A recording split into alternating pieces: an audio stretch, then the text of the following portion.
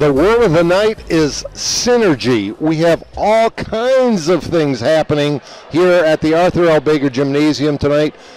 You are looking live at this facility in Seneca Falls. It is Finger Lakes East basketball. It is arch rivalry basketball. It is doubleheader action between the two arch rivals from North Seneca County. The Mynderse Academy Blue Devils hosting the Waterloo Indian ladies in game number 1, and then it'll be the guys taking the court in game number 2. I'm Dave Barnick. My great pleasure to have two outstanding members of not only the Finger Lakes 1 broadcast crew, but of the championship 1992 New York State style basketball team from Mynderse, Kevin Korzeniewski to my near left, and to my far left, Matt Verkey. We're about ready to start, so we're going to have to catch things as they go. But we can tell you that Waterloo coming off a tough loss at Pelmac last night, in which Ashley Vanderwall went for 46 points. That's right, scoring more points than a lot of teams, many more points than a lot of teams.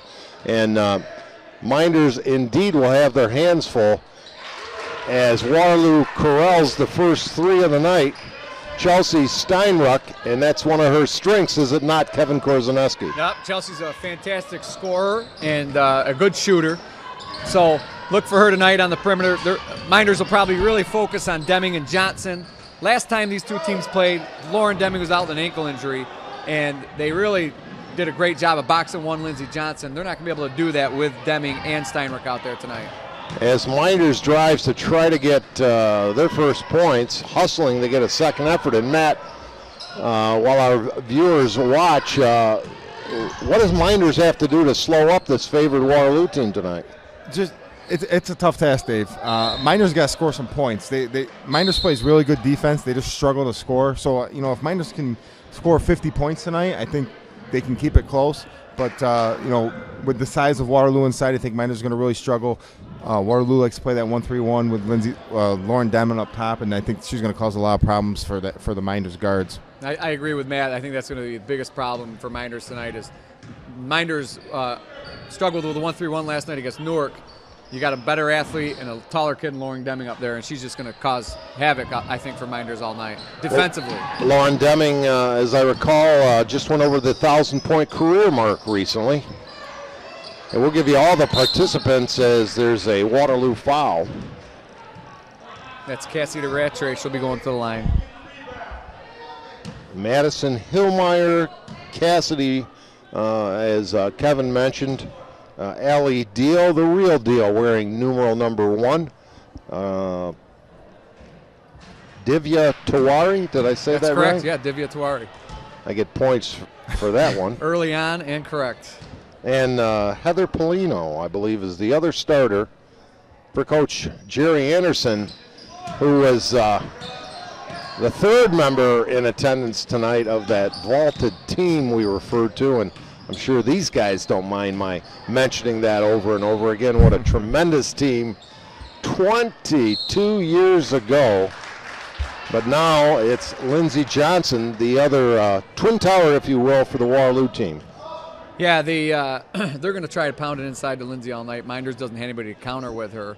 Whitney Conkey's also out there, who is taller than every Mynderse girl. And Lauren Deming's the tallest girl on the court for Waterloo. So it's really 3 girls out there to Mynderse 0 as far as as size goes inside. Want to send our best out to Jeremy Hunt, under the weather this week. Fortunately, Jason able to fill in here this evening. Brother Jason, as 1 out of 2 at the line for Johnson. Here's another bombs away for Waterloo's Chelsea Steinrook. That's her second. 6 of the 7 Waterloo points, and a quick Waterloo steal. Here comes Johnson, going to the left side too hard. And the size mismatch is strongly evident here. As we got a quick timeout on the court, we can catch up right now. Yeah, Steinrook's coming off a big game. She had 24 last night in that loss to Palmyra, and she's kind of the 3-point threat out there for Waterloo.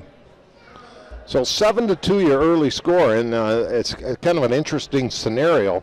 Waterloo heavy favorites. You wondered if they might have a bit of a hangover, so to speak, after a tough loss, giving Pelmac a leg up for the league title, going up by a full game last night. On the other hand, in game number 2, Waterloo will be as much of an underdog as the Mynderse girls are in this game.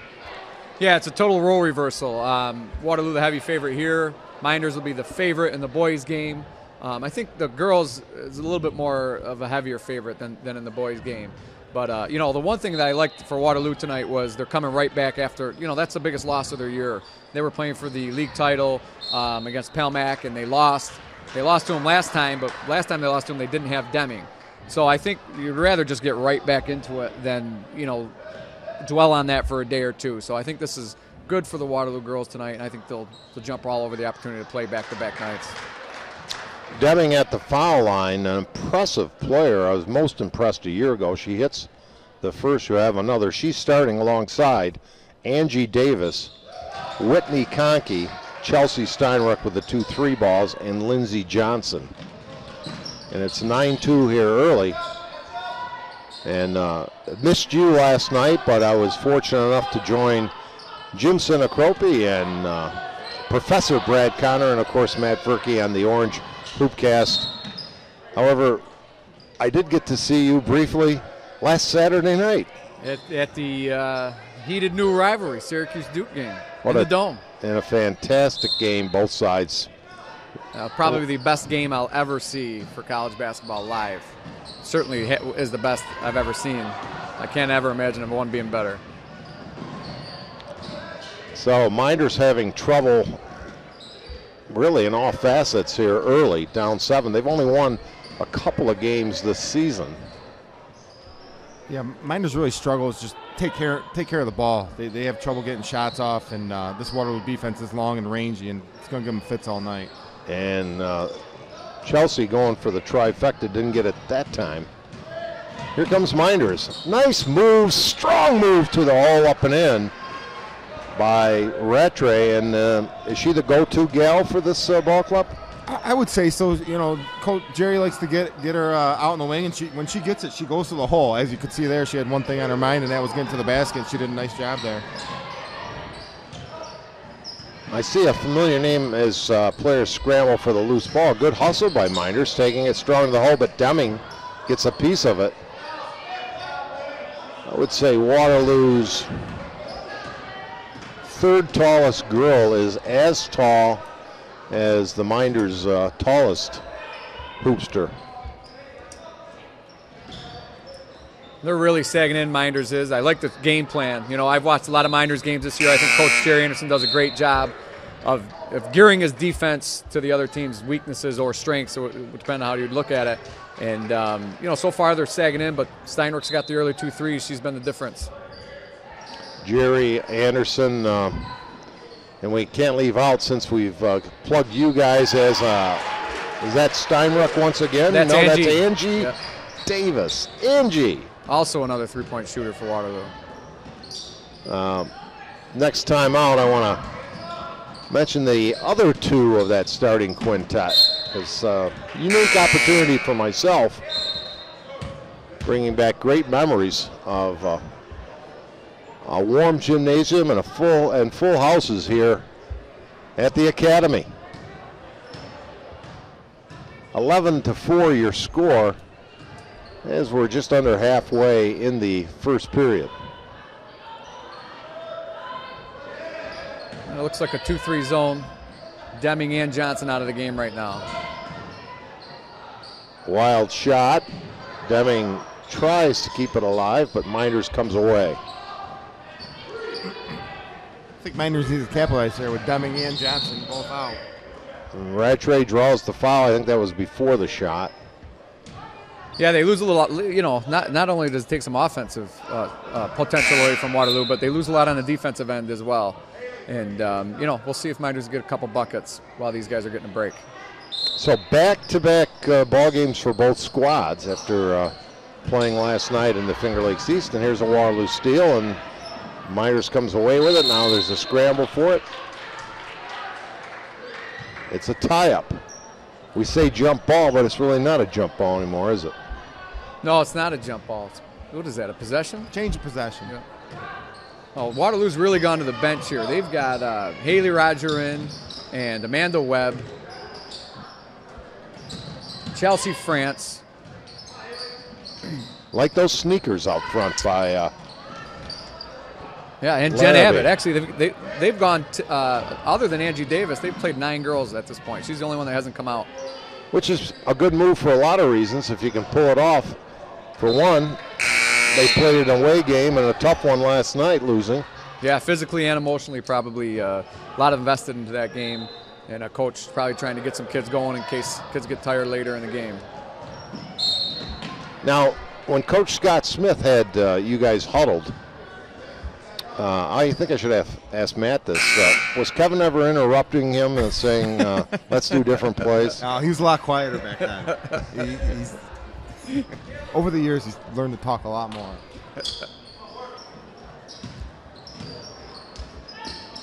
Did you ever have a Hoosiers moment? I'll have to ask you that question, too. We got to get you guys together in a special podcast. Nice runner in the lane as Madison Hillmeyer with a bucket. Nice little teardrop floater. Yeah, real strong move. Mynderse is really young too, so I think Coach Anderson knew coming to this year they're gonna take some lumps, and the girls have gotten better all year long. They've been competitive a lot this year, and just haven't been able. They can't score the ball, so it's obviously hard to win scoring 30, 35 points.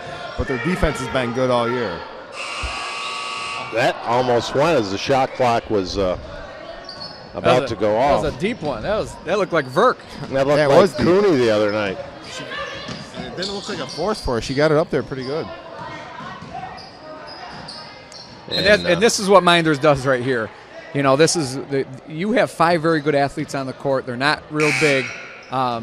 They're very well defended. They play great defense, but they just make unforced errors all the time. And that's the stuff that comes from their youth. And Matt just said it. They have 1 senior out there right now, 2 sophomores, I think 3 sophomores and a senior. And they just brought an 8th grader up as well. So this is an extremely young team. It's basically a JV team competing in a varsity league. Yeah, they suit 3 freshmen and 3 sophomores according to the roster. And the new one just added yesterday is Heidi Miller, and she is an 8th grader, and she'll see some time tonight as well. And as Steinrook, I believe, is at the line. Nice form, kind of similar form to Deming, where they do that push with a high arc. Yeah, she's a great shooter. I might, while we're talking about underclassmen, I've had a chance to see the South Seneca girls play, and they start 3 freshmen. Yeah, that's a strong team. I've seen them play this year as well, and they're going to be good for the next 3 or 4 years as well. Mackenzie Kenyon impressed me in the game I went to, which was a tough loss to Romulus, who has a very tough game on their hands tomorrow night. Could have been called for little steps. It's 13-6 as we coming down to a minute, and a nice strong move, drawing the foul, was Rattray again, and she'll shoot a pair. That's what she does. She's good driving the ball to the basket, and she got herself to the line again.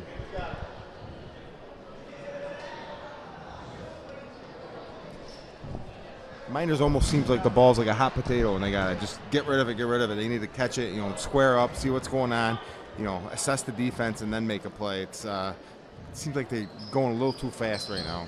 1 out of 2 at the line for Rattray, by far the leading scorer. 5 of the 7 points as I look down in a Waterloo bucket. Yeah, Lauren Deming, they got a little sideline break there. They beat the press. And it got down to Lauren for an easy layup. And a lot of energy being expended by the broadcast crew. Matt, I would urge you to hold back a little for the second game. I would presume Kevin could be running out of gas having worked 4 days this week. It was a tough week for him. Four whole days. Of course, it's 4 more than I worked. So that's true, Dave. Sarah Schaefer's checked in for Mynderse. She's a freshman. Haley Case is checked in for Mynderse, number 11. She's a freshman. Schaefer wearing number 4, and this is 21, Kaylee Kelsey, a sophomore. Pretty good form from the girls we've seen at the line so far for both teams, but for Mynderse, do you guys remember the routine you had, how many foul shots you had to make every day or shoot every day at practice back when? Sure, I remember. It was, I was always taught just, Coach always taught us just do the same thing over and over again. Use the same routine. If you're going to take 2 dribbles, 3 dribbles, never told us what to do, but just do the same routine. I used to go down to the chiropractic college before every home game and away game and shoot about 50 free throws. So nice break. Didn't help. Burke was better at it. Tough call. Tough break. The travel is a real nice entry pass from long distance from Gabby Deal. Gabby was dealing, but her teammate called for steps. I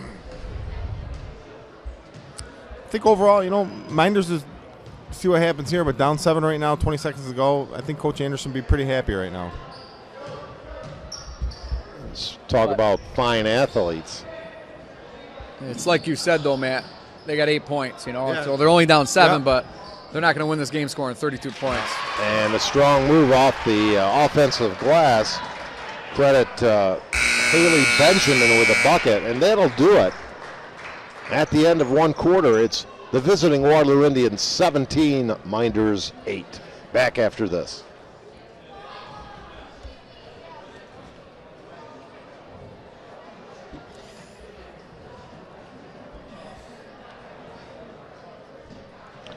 Okay, well, let me take this moment to say the things you value in a bank are deeply rooted values that they have held for more than 140 years. Learn more at mygenbank.com. Check out their new mobile banking app. That's search for Generations Bank in the Android or Apple Store. Generations Bank, one of our fine sponsors on Finger Lakes One. And Seneca Metals, responsible waste management for the next generation. See how they do it by watching their videos at senecametals.com. Well, guys, 17-8.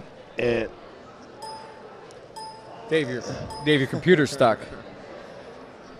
No, don't hit it. I'm not sure what that means, but Well, none of us do. That's why Jim's here. But it would seem like for Mynderse to pull the big upset, they'd have needed to have a really fine start instead of already trailing by 9. Yeah, they kind of dared Waterloo to make some shots from the outside, and Waterloo did it. They knocked down 3 threes in that first quarter, and if they continue to do so, this lead's just going to get bigger and bigger and probably get out of hand here in a little bit. But, Mynderse really doesn't have much of a choice. If they come out, then, the big Waterloo girls inside are going to score more easily. And so, they're taking their chances that they're not going to continue to shoot this well. And here they come out in the man-to-man. See how this goes. You got to try to mix it up. And I meant to say those other 2 starters on that 1992 championship team was Patrick Prane and the general, Billy Grant.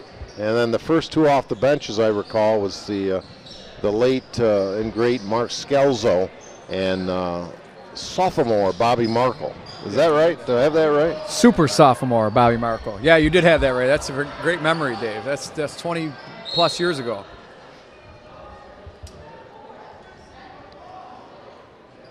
I like to change the defense by Anderson and trying to mix things up, go to man-to-man, see if you can create something else, so maybe a little momentum change in his favor here. One thing about getting here prior to the start of game number 1, as we're doing a doubleheader, obviously, the good parking spots. I think we've talked about this before, Dave, on a broadcast, and I was going to talk to somebody about that, but the parking here at the Baker is left to be desired, and it was nice to get here early and find a nice parking spot. Mynderse trying to get in the double figures with a pretty move. Rattray, impressive, as she has her second field goal, 7 on the night. And he cuts the lead to 7, but foul inside the other way will send Waterloo's Angie Davis to the line. Excuse me, Steinrook, who's 8 points on the night. Yeah, well, the 2 orders of business, I think the parking fix needs to be secondary to getting the retired numbers back on the gymnasium walls. And I don't know if you would agree with that. No, I do Matt agree probably with it. would. I know Matt has written several letters to the school board, the principals, the athletic director, as well as Congress. I'm not sure how far he's gotten with that. But if you're going to retire a number, there's no reason why it shouldn't be on the wall. Don't retire a number if you're not going to put it on a wall. And I think most importantly, Mark Scalzo should be up there, but as well as Matt's. I saw a plaque with an individual as I came in, and nice move by Deming and a chance for the 3-point play. Lauren Deming, I remember how impressed I was a year ago seeing her for the first time. She just does many of the fundamental things correctly. Yeah, and she does a lot of it. You know, she rebounds, she ball handles, she steals and scores, and she does everything so well. And nearly got a steal there right on cue as Mynderse tries to break the Waterloo pressure. And Mynderse down by 12. Little 15-footer won't go. It's almost like Mynderse is doing a lot of things right fundamentally, as Deming scores the other way, but they can't match the size or athleticism of this Waterloo team. No, and it's not only that. I think it's the skill level as well. You know, these Waterloo girls are very skilled, and they're outmatched at every way you want to look at it for Mynderse tonight. 3-pointer won't go, and Deming with the defensive rebound will bring it up court herself. Looking, finds teammate in the corner, back to Deming, a little give and go. Yes! And the Mynderse timeout. Yeah, that's a little too easy. That's happened a couple times tonight where she just makes a pass to the lane, cuts right down the lane, and they hit her for an easy bucket. Kind of, Waterloo's early offense, and there you see it on the replay. And you can't let her cut right in front of you and get a wide open layup. Timeout by Anderson. I think you might see a little bit of a defensive change. He went with the man-to-man and not going so well, as Matt just said. So we'll see what he comes out with after this timeout. Of course, Jim Seneca and Jason have big shoes to fill tonight because Jeremy, the expert, at finding the attractive fans in the crowd. Well, the adage is you never give up your starting job, correct? Because once you give up your starting job, then somebody come in and do better. So, Jeremy Hunt might be home. I'm not sure if he's watching, but you better keep an eye on his younger brother. So we may have to start referring him to as the Yankee Clipper. Or, no, that's DiMaggio. Lou Gehrig, anyway. And another steal, the quick hands by Waterloo, but hustling right back is Mynderse. Back and forth we go. A lot of turnovers. Deming like the way she stopped and looked for an open teammate. Now they move it around the perimeter. Inside feed, Deming. Pretty play. Back to the basket. Spun inside, hit off the glass. 2 more for Lauren. I think that's her 8th or 10th point just this quarter alone. She's got 13 in the game already. No doubt they have to be rankled by that loss at Pelmac last night. I think it was by, was it 11, if I recall? Yes. Yeah, I think it was 9. I think they outscored 15-6 in the overtime. And, this is a Waterloo team that it should be mentioned that won sectionals last year, won the league last year, didn't lose in the league, and they went and lost in the state finals. Return everyone but Haley Wright, the only senior that graduated. She was the 5th star. She was a starter on that team. But the major contributors and players are back. So there are some question marks at this point in the season going into sectionals. They will have to play Pelmac again, possibly. They're the 1 and 2 seeds respectively. If both teams make it to the finals, they'll play it again. And Jerry Anderson's one that always says that this is a really tough league.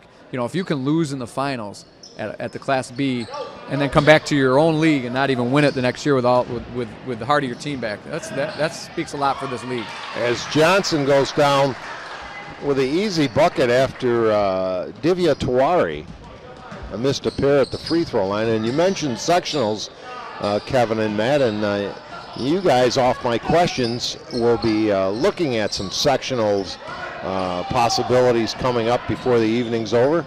We'll be talking about that and more as the evening progresses, and a pretty move the other way as Steinrook also in double figures with 12.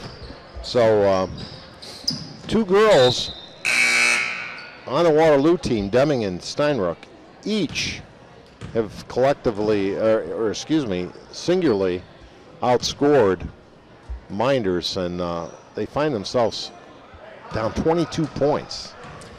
Yeah, kind of what we expected. The thing for Mynderse is, and you got to think back to last year when they went 4-14 in the league, and then they won 4 games in a row and won a sectional title last year. Obviously, Brittany Anderson was the star of that team, but this team has competed just as good as that team did last year, and the Class C is very weak on the girls, and Mynderse, who knows, they could put a couple wins together, and maybe they get hot come sectional time and make another run in sectionals. And of course, the star athlete in the Connor family, Deanna Connor, was a member of the Final Four New York State team featuring Beth Ann Bradshaw and Danielle Bonifiglia. And they had great battles against Sandy Mitchell and company for Waterloo. They were just great squads for both teams back there. And as I like to bring up to you, a lot of people forget just how good the Waterloo boys were during your run. Yeah, when we were seniors, Waterloo lost 3 games. They lost to us twice and a very good Palmac team who went to the Class B final that year in the state, and they lost to Palmac in the final. But they did lose to us twice. Yeah. You said that, right? By large margins. What was the closest game you guys had? I'm trying to remember. Would it have been at Newark, maybe? Or no. That Waterloo game. Waterloo was the tightest game we played all year, obviously.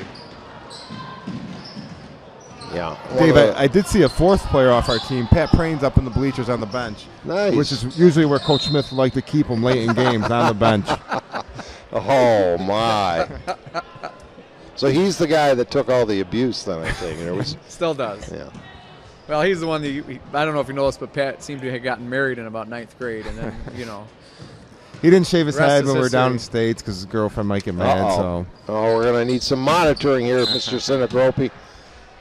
Now, Mynderse showing a little frustration, maybe losing a little focus here as when they've had some opportunities to foul line of late, haven't been connecting. They just are smaller, and you can see how much younger appearing they are than the Waterloo squad. And it's so hard for a young team to get down big because they're psyche so much more fragile. And a beautiful move, though. Rattray is having herself a outstanding first half here, as she has 9 of the Blue Devils' 12 points. And Rattray will be back next year. She's only a junior, but she is one of the older kids on the team, and she's playing a great game. And answering is Steinrook on fire. Yeah, I mean, this Waterloo team is very good, obviously, and they're playing well tonight. They're 1 game away from winning it all last year, as Kevin was mentioning. So, not an easy task here for Mynderse Blue Devils. I can still remember that Waterloo loss in the state finals as Sandy Mitchell, lots of contact on a shot that just didn't go in at the buzzer. Yeah, those were those were some great teams back then, and probably that Waterloo team a little different than this one. Obviously, you have Sandy, who was New York State Player of the Year, and Kara Rogers, and a little different makeup, but such a talented team. And I got to think I see another Roger on the Waterloo lineup. Yeah, that's a cousin. As Waterloo player takes the ball to the mouth, but she's shaking it off, seems okay. Haley Rogers is the daughter of Jamie Roger, who graduated with Matt and I and played for Waterloo.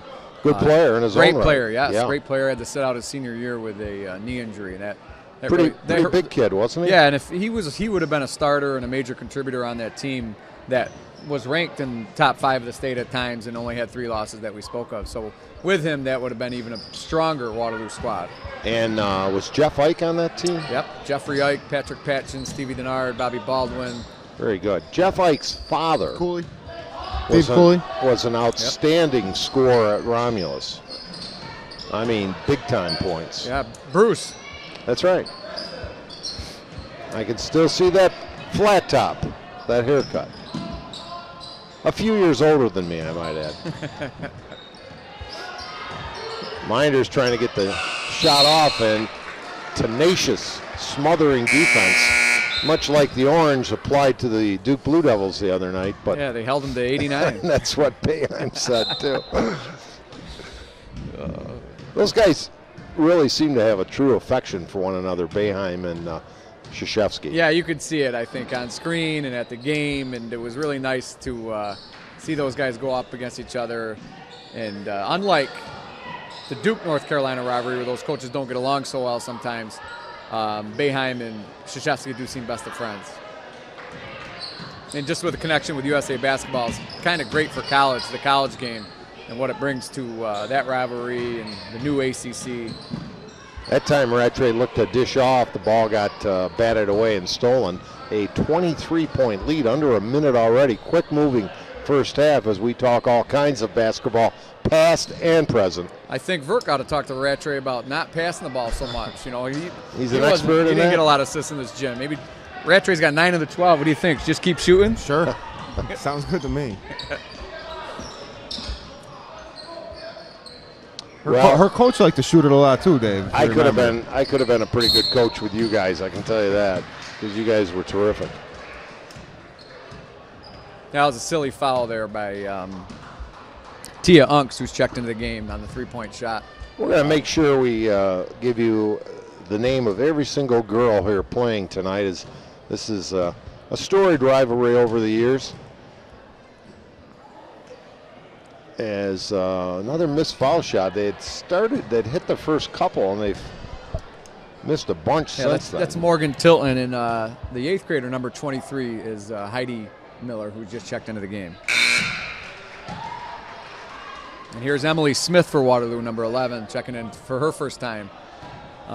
Probably to draw that defense out and get the three. Now, who's that 8th grader you mentioned? 23, that's Heidi Miller. Mike Miller is the JV coach and football coach here. It's his daughter. Oh, nice follow-up, but it won't go. Good effort. She's a big girl. She's going to help out down the road, obviously. And that was Heidi Miller right there, then. Yes. She's an 8th grader. 23 is an 8th grader. Yep.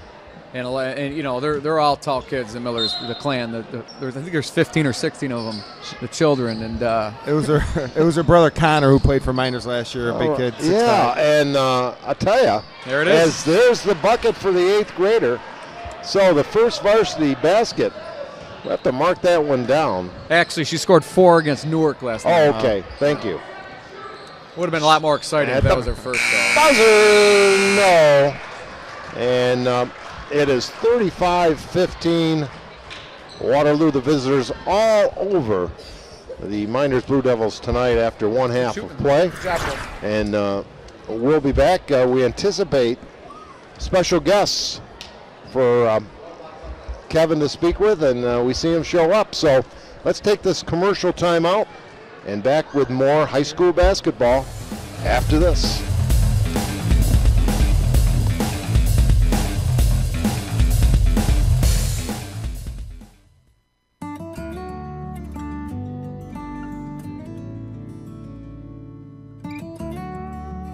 We hold on to the things that really matter. Welcome to Generations Bank.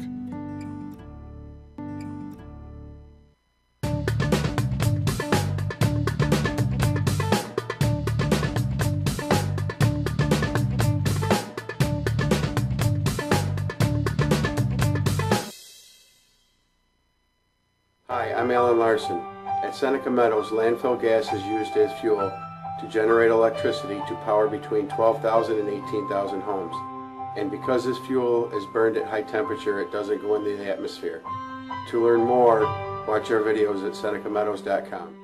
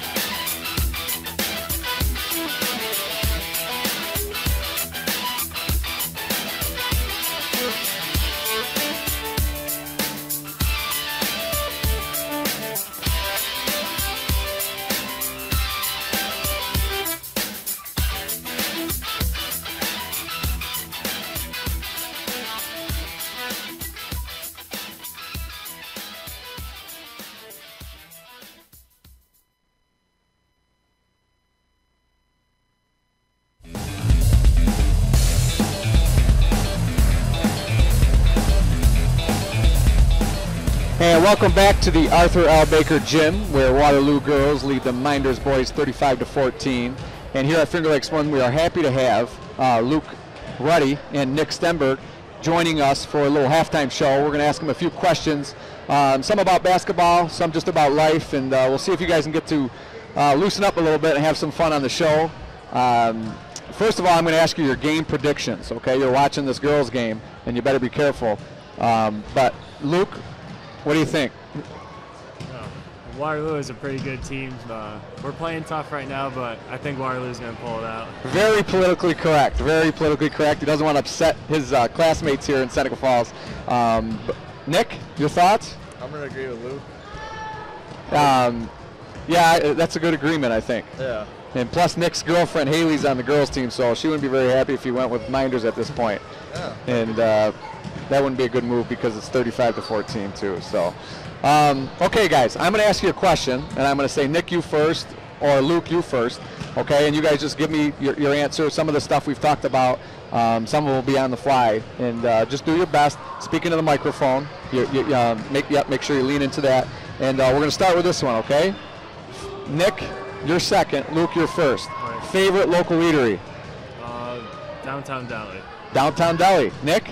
Joe's Hots. Joe's Hots, both in Seneca Falls. Okay, so that's great for Seneca Falls businesses. And I'm going to agree with you, Luke. That's one of my favorite places as well, is the Downtown Deli. How about your favorite hoops player, Nick? Kevin Durant. Kevin Durant.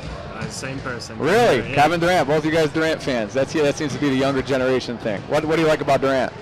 He can do everything. He's the best player in the NBA right now. He can do everything but win a national championship at the college level and an NBA championship. He didn't go to college. He went to Texas. Lean into the microphone. Okay, guys, outside of your current varsity coach, okay, and you can't say me. So if you're going to say me, you can't because I coach you, but no, that's a plug for me. Most influential coach you've had? Probably my AAU coach, Rich Hill. Coach Rich Hill, AAU. You like Coach? I had Coach Hill as well. Yeah, he's a good That's coach. a flashback for me. Yeah. All right, cool. And you? Roger Hunt. Roger Hunt. That would be who? My 5th and 6th grade basketball. Your 5th and 6th grade basketball coach. Can you lean into the microphone a little bit? If I have to tell you again, I'm going to hit you on live TV. Okay. All right. Favorite basketball team, college or professional? You're first. New York Knicks. The New York Knicks. UConn Huskies. UConn Huskies, huh? Yeah. Not a Syracuse fan. No, I don't like Syracuse. Yeah, me neither. Go Duke, even though they lost. Okay, favorite sport. Is it basketball or something else, Luke? Basketball. Lacrosse. Lacrosse. Okay. And basketball is yours. Yep. All right. Next question. You first. Who's the best runner in this interview right now? Best runner. Best runner. Distance runner. Do you It's run not your turn, Yeah. Nick. Do you run cross country? Yeah. I'll go with Nick. Yeah. Really? Yeah. Who are you going to go with? Me. You? Yeah. I got you third. You got. Luke first, me second, you third. Yeah, I'd have me. We're going to have to square that off in a you. 5K. You're last. You're number one? Yeah, I'm number one. And you got him as number one? Yep. You're number one. I got this for you too, Luke. This is a award that he wins every year at the It's a Wonderful Run in Seneca Falls. It's a $50 gift card to Parker's. What was your time in that 5K? It was like 20-something. 20-something. That was a snow. But how about last year without the snow? 18-something. 18? Yeah. You can run an 18? Yeah. I'll believe it when I see it. 17 I ran. All right. Okay. You got to pick one. LeBron or Michael, Nick? Michael. Michael Jordan? Yeah. Talking to the microphone. Michael. Luke? Michael. You Yeah. guys like LeBron? No. He's all right. You don't like LeBron? I don't like him. I heard a story. You just got a LeBron jersey or something. Your dad was telling me. Is that true? That was my brother. Your brother did? Yeah. He got rid of it? Yeah, he won't wear it. I would too. Okay, dream college versus real college. Now you're only a sophomore. Yeah. So what? You go first. Syracuse. Syracuse, your dream college. Okay, Luke, UConn's my dream college. dream college. Yeah. And where? Do you have any idea where you're going next year yet? I'm not sure yet. Still got a bunch of schools, so I don't know. Okay. And now I'm going to do one question each. All right, one question each. You got to not a question. You got to finish the statement. Finish the statement for me. Teammate Jason Anderson is A good player on most nights. good player on most nights. Okay, we're going to ask his girlfriend that in the second half of the show. She doesn't know it. And would you please tell me? Finish the sentence. Assistant coach Joe Spazzato is He's a good coach. It's fun. That's it? Yeah. If I asked anybody else in this gym, they'd say something, a little bit funnier than good coach and fun. It's awesome. He is awesome. He Cool. is great. Okay, we got another one. You ready? Yep. Assistant coach Bob Ruddy is. Annoying. Yeah, I think that's perfect. Okay, that's his dad. And Nick, teammate Ben Deming is. Oh, I don't know. It's a little crazy. It's a little crazy. Who's better, Lauren or Ben, as a basketball player? Definitely Lauren. Definitely Lauren. Definitely I think Lauren. so too. You sound like Beavis when you say that. All right, serious question. If you could thank only one person, okay, outside anybody that helped you throughout your entire career since you first started playing basketball, who would you thank, Luke? It'd have to be my dad. Your dad? He's helped me since I first started, so he's taught me everything. You want to put a plug in for your mom too, real quick? Yeah. She'll be mad at you. My mom's helped me too. Well, that's good. So your dad's annoying, but he's also been your biggest help. Yeah. That's nice. Nick, same question to you. My grandpa. Your grandpa. Yeah. What's your grandpa's name? Jack. Jack Stenberg, the Yeah. sheriff. Yeah. So he's been probably your biggest influence. Yeah. Well, that's good to hear. That's nice that that's not your girlfriend? No. She's waving at you right now, and she seems real upset. We're referring to Haley Roger on the varsity team. We've got a lot of minutes in that first half. Yeah, I know. Yeah, it's good for her. It's She usually doesn't get that type of quality minutes in the first quarter, does she? No. No, good for her. No. Okay, last question here. Now we're going to sign off and go to commercial. Do you have the Finger Lakes One app on your telephone? No, I don't. It's not a telephone, it's a cell phone, but you don't have it on there. No. Do you have the Finger Lakes app one on your phone? I do. You do? I do. All right, well, current owner and producer Jim Sinacropi will love that. Okay? Last question. You get 2 extra points for your team at the beginning of the game. Tell me who Jeremy Hunt is. You don't know? Luke, does it sound familiar? You've watched enough of these games. I'll give you a hint. You've watched enough of these games to know that Jeremy Hunt. I don't know. Jeremy Hunt is our cameraman. We're calling out Jeremy Hunt. He's got the yeah. flu tonight. His younger brother's here doing the game. So neither one of you guys are going to get a point at the start of the game. Nick, you guys really could have used that tonight. I know. No. All right, guys. We really appreciate you coming out tonight. You did a great job. We're just trying to get the viewers to see a little different side of you and outside of basketball. And good luck tonight. And hopefully you guys will have a great game. Thank you. Thank you. Okay, thank you for coming. All right, and with that being said, we are going to switch over to Dave Barnick, who will get this second half started, and Matt Verkey right after a commercial here. We'll be right back for the start of the second half between Waterloo and Mynderse.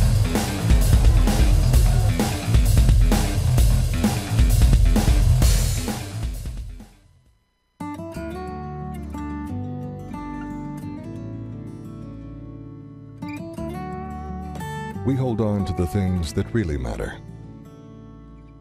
Welcome to Generations Bank.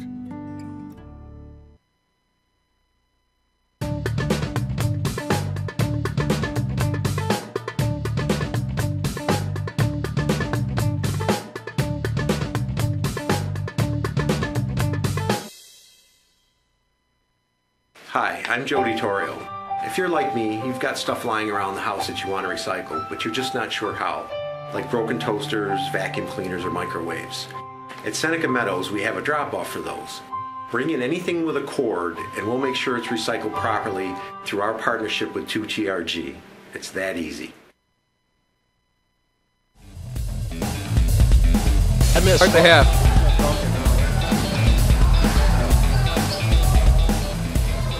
All right, 40-15, second half action underway. We want to thank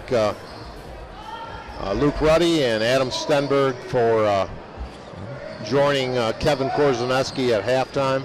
Excuse me, Dave. I wouldn't bring Adam Stenberg down here. I'd bring Nick Stenberg down, but not Adam. Thank you. I broadcast when Adam played.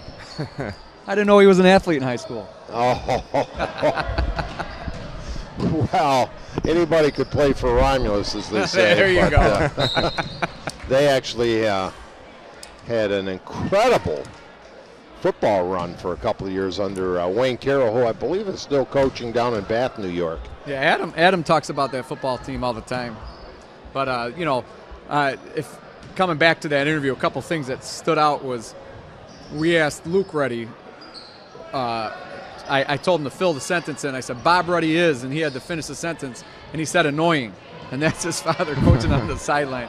So I thought that was pretty funny. But he also said he's the biggest influence on his basketball career. And Nick Stenberg's biggest influence is the sheriff, Jack Stenberg, his grandfather. Who's a fine golfer and bowler in his own right. I don't know if you knew that, Kevin. I did not know that. I didn't know. And even if he wasn't, I would say that he was. He is, after all, the sheriff. And she didn't shoot the sheriff, but Deming with another hoop. And I missed the first couple of buckets to start the second half during that commercial That's break. because I'm not a communication major, and I forgot to take us to halftime. I just got carried away with my talking. But Steinrook led the half off with another 3, her 4th of the night. So we have most of the points, 42-15. Matt, the Blue Devils have a long way to dig out of this hole. Well, I think unless they let Jerry suit up, this one's about over. But as we said, let's see. Out there right now, looks like the starting 5. Steinrook, Whitney Conkey. I don't know if I'd mentioned her name earlier. Angie Davis, the 3-pointer that time doesn't go. Deming and Johnson for Waterloo. We'll give you those Mynderse players in a moment as we have yet another turnover. And stolen back. Good hustle. Layup in it and one. Nice left hand. Cassidy, hop along for the bucket and a foul shot. You remember Hopalong Cassidy? He was pretty much before my time. You have to be honest. One of those old black and white westerns. We don't remember most of your references, Dave. You know, my buddy, Matt, Tom DeSanto, he texted me during the Syracuse-Duke game, and he said, "Are you at the game?" And I said, "Yeah, I'm the one wearing orange." And he said, "I can't tell because I'm watching the game on black and white." So, which I thought was a pretty good comeback on his part. I tell you, this Rat Trey's playing great, isn't she, guys? She is. I mean, she's just scrapping and getting a lot of layups, and I've enjoyed watching her play all year. She has a dozen of the Mynderse 18 points. She has a good nose for the basketball. She's an athlete, you know. She does a good job getting to the hole. We talked about it. I like the form, but the shot was short by Angie Davis. And yet another turnover. Yeah, Mynderse just doesn't handle the pressure well. And the pressure that Waterloo's applying gets them speeding the ball up more than their coach would like, I'm sure. Yeah, and Coach Anderson's talked about it. He's got some good athletes, but there's not a lot of basketball girls in this program. Like, these girls we have a great softball program going, and like Ellie Deal is a great soccer player, great softball player, and basketball is kind of her off sport. So she doesn't spend a lot of time in the summer working on her ball handling and stuff like that, and it kind of shows. That time, Deming equal to the task on the Rattray drive. Deflected it, going the other way, laid up, no. Pretty good pace to this game. And Rattray's going to try it again, that one short. Could have been sent to the foul line, but no. She's shooting it, though. She is shooting it. I like it. We got a timeout and multiple substitutions entering the contest. Well, I thought that would be the case. Anyway, timeout on the court. Let's remind our listeners that Jimmer's Auto in Seneca Falls has a full inventory of late model cars, trucks, and minivans. Everyone gets financed.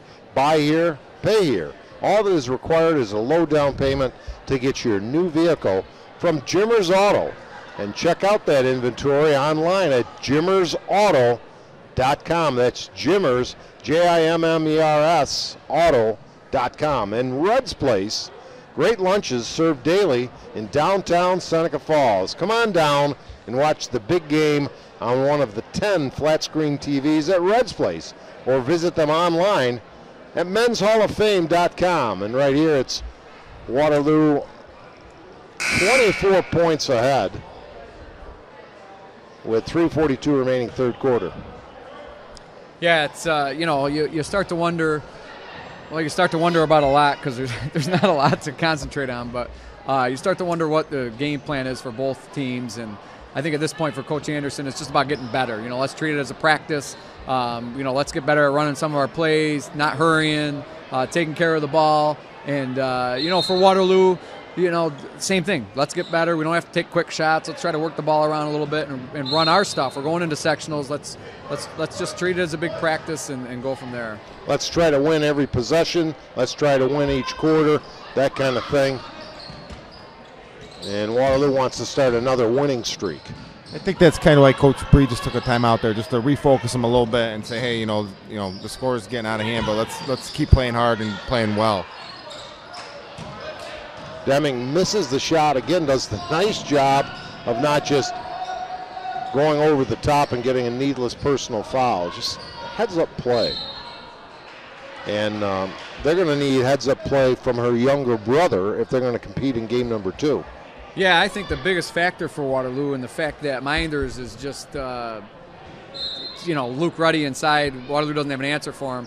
But, last time these guys played, Ben Deming played pretty good against Ruddy. And, so we'll see. He I think, is the biggest key for Waterloo tonight. Now, let me ask you guys this question. If someone had asked that was broadcasting the game when you played, for one of you to come down and sit alongside, say, Jeffrey Ike or one of the Waterloo players before that game, what would you have thought? Would that have been okay? Oh, yeah. We were friends with all those guys in high school, and especially Pat Patchen. We became close with him over the years from playing a lot of AAU and things like that. And, we would talk on the phone, and we definitely communicated throughout the season. And, Pat became one of our good friends. Kevin was in his wedding. We still talk to this day. I think nowadays with all the texting and all that kind of stuff and Facebook, I think these kids all stay in touch and they know each other well. So I don't think that's any big deal at all.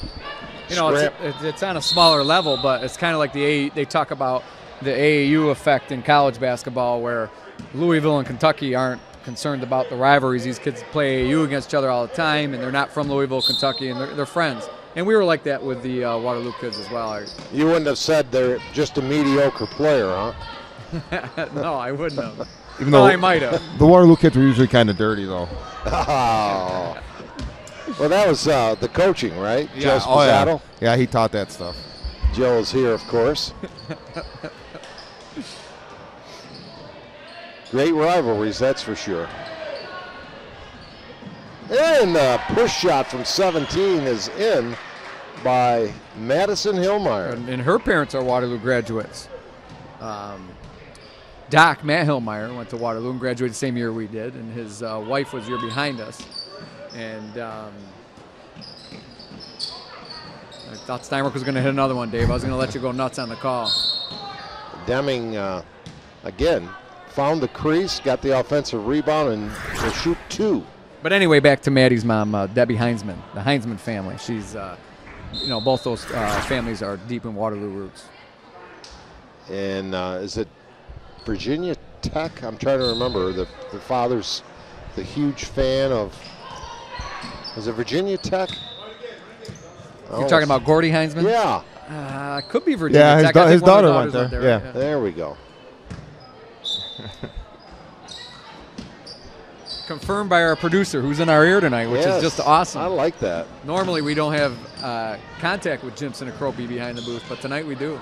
Now, between games, we're going to be talking, and I'll be listening along with our audience to Matt and Kevin's take on local teams' sectional chances. Right here, it's 42-20, 1:16 remaining, third quarter. All Waterloo, although we see Mynderse still out there working the offense, trying to penetrate against this taller, more experienced Waterloo team. And the 8th grader, Heather Miller, I believe drew the foul. Heidi Miller, thank you. Excuse me. No problem, Dave. At least I'm not mixing up the Clyde and Mynderse players. My son was absolutely irate with me one Monday night golf league because I kept calling Andrew Verkey Matt. Yeah, Duke told me about that, Dave, when you kept referring to him as Matt. Yeah, yeah, it happens. Yeah, it does. You're getting old, Dave. Thank you for that.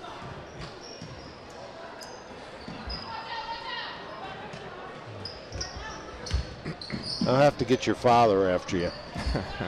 I thought he'd be here tonight, but I don't see him. Well, it's going down to single digits again tonight in this beautiful winter wonderland. Almost time for a 5K race. Yeah, I think there's one Sunday morning. I can't make it. My beard's ready for it, though.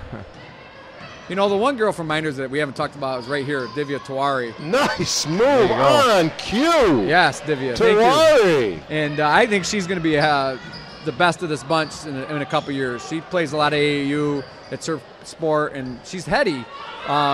She's just a little ahead of herself like most of the girls. Rushed a little bit, only a sophomore.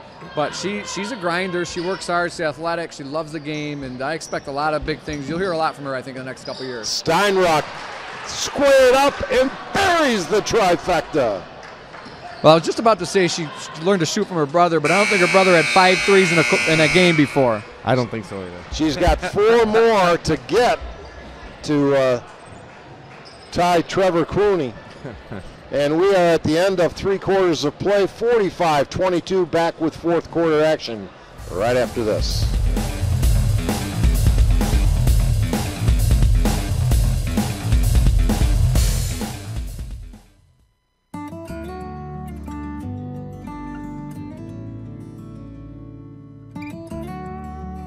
We hold on to the things that really matter. Welcome to Generations Bank.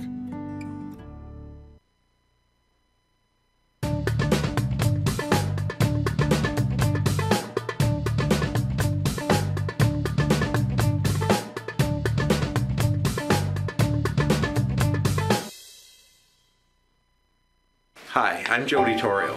If you're like me, you've got stuff lying around the house that you want to recycle, but you're just not sure how, like broken toasters, vacuum cleaners, or microwaves. At Seneca Meadows, we have a drop-off for those. Bring in anything with a cord, and we'll make sure it's recycled properly through our partnership with 2TRG. It's that easy.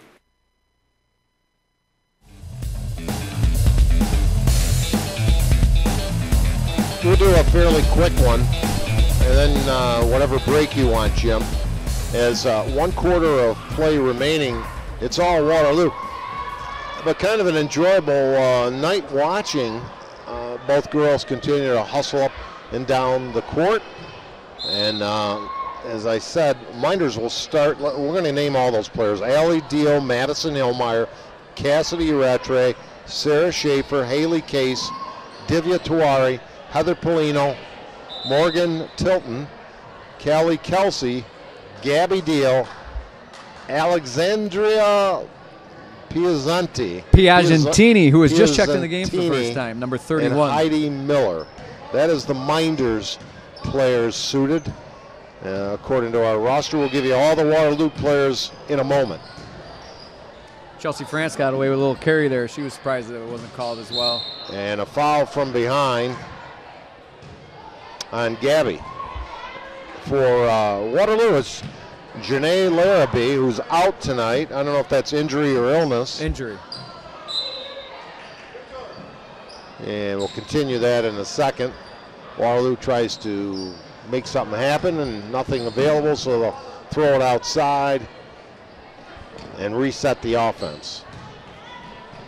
A little extra step, one-hand push shot, won't go. Rebound Mynderse. Here come the Blue Devils. You know, Matt's been throwing quite a few darts tonight. He's nailing me. He's one of his former classmates, Patrick Preen. Yeah, he's picking on me a little bit too. He's on fire. You got to. The game gets a little slow, you know. You got to keep the crowd happy. Well, there's a lot of girls for sure getting some major minutes here to start the 4th quarter that don't normally play. There's one of them, Haley Roger. Inside feed, won't go, but to the line will be Haley Benjamin. So we mentioned Janae Larrabee, Lauren Deming, Angie Davis, Whitney Conkey, Emily Smith, Chelsea Steinrook with a big night, Caitlin Castle, Haley Roger, Jasmine Cole, Chelsea France, Haley Benjamin, Tia Onks, Lindsey Johnson, Amanda Webb, and Jen Abbott, your Waterloo Indian Lady Hoopsters. And 1 out of 2 for Benjamin.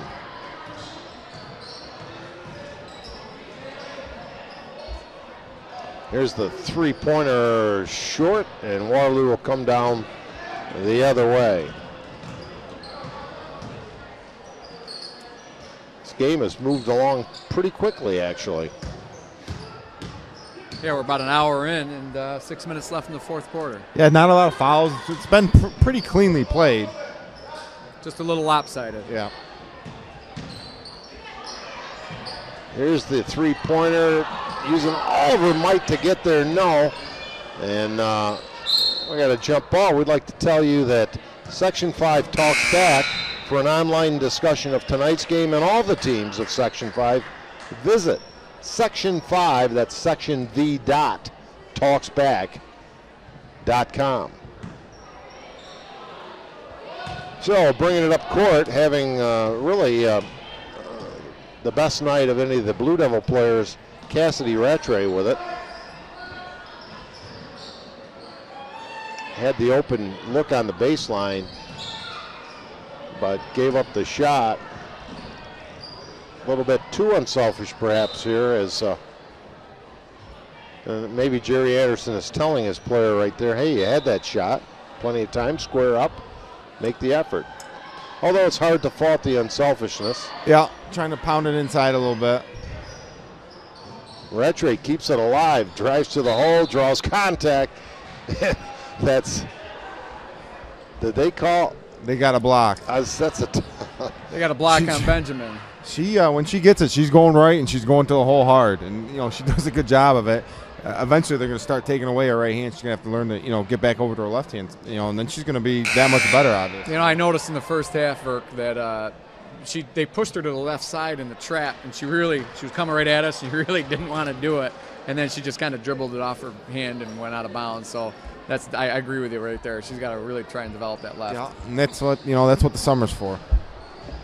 Both foul shots missed, however, but Mynderse gets it back. Another opportunity. Well, the crowd's filling up a little bit, I think, for the boys' game. Kind of meandering in here.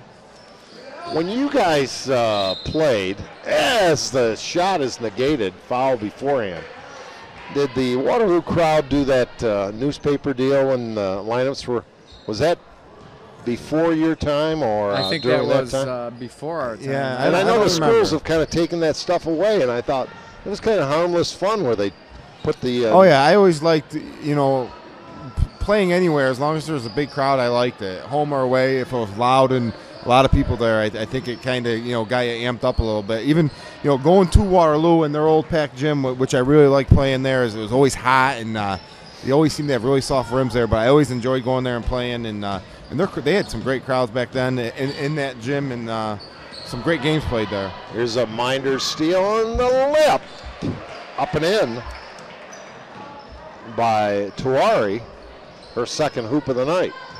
A little pressure. Little trap by Anderson's team. I always thought that this court was a great home court advantage, just the way it's set up with the bleachers on one side, and when you pack this place, it gets nice and loud. If you remember the old, I think they called it the Pit in Newark. Their old gym was always a great place to play, and now in some of these gyms, like in Waterloo and Newark, they got the bigger, the arena type setup, and maybe not as loud or. Different feel in those gyms. Yeah, I couldn't agree with you more. Actually, I've talked to Ron Saravolo about that over in Newark, and he couldn't stand the fact that they had to move into that big gym. He loved the old gym. Waterloo's gym, I agree with. I coached over there, and I hated coaching in the new gym. There's just no atmosphere. There's no there's no homeness to it, And I think this is the best gym in the league. This is Geneva's. My, what a pretty move by Tuari with another hoop. And I wanted to credit Jen Abbott with a nice move prior to that. Yep. On the other side of the ledger. There's that replay. We got a timeout, and we will tell you that if you've been waiting for something more in your life, America's Navy may have what you need, like opportunity for hands-on training in any of more than 60 high-growth fields, help with paying for a college degree, opportunities to travel worldwide while helping to change it, work with cutting-edge technology, no experience needed to start. If you want to be part of something bigger than yourself, America's Navy can help launch your future today. America's Navy, a global force for good. Contact them today at 412-395-4680. And Jimmer's Auto in Seneca Falls, a full inventory of late model cars, trucks, and minivans. Everyone gets finest. Buy here, pay here. All that's required is a low down payment to get your new vehicle from Jimmer's Auto. Check out their inventory online at jimmersauto.com. 48-26, 3:45 remaining. This one has not been in doubt for some time. But, you know, some of those antics by the fans, as long as it wasn't belligerent, I think the schools have become so overcautious with their monitoring that they don't allow the kids to have the fun they once were able to have. And that's across the board and everything, you know. They're just, everybody is so careful not to hurt anybody's feelings, so careful. And then they wonder why the kids don't show up to the games anymore. Right, yeah, absolutely.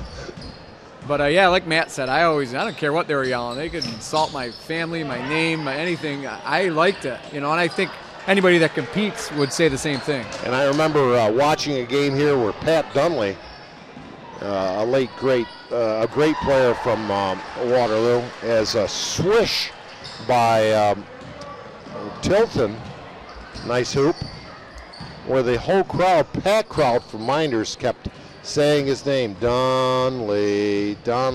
And as I recall, it was before the three-point shot was in effect. He had about a 40-footer. I can't remember if that was to win it in overtime or to send it to overtime. But those were great times. Here's a steal by Mynderse and a collision. An assault is going on in the Gymnasium in Seneca Falls. Not quite, but a hard foul. Yeah, by Emily Smith there. She's the smallest one on the court, but she hits the hardest. You got to watch out for those little guys That's and right. gals. Don't you forget it. The Brockport Golden Eagles, as I recall, right? That's correct. That's a high arcing shot. That's bringing the rain down. Nationally ranked Brockport Eagles this year. Is that right? Oh yeah, I think they're like 18-1 or something. Are they? You Yeah, know, they're having a great year. I sad to just say, saw I haven't seen that. I saw an article in the DNC the other day. I just watched the records. That's all I watched. Not the team records, the individual ones. They they got a bunch of kids from East. And that one goes in for three. Haley Case. And that is the first and only three-point bucket of the night for the Mynderse Blue Devils.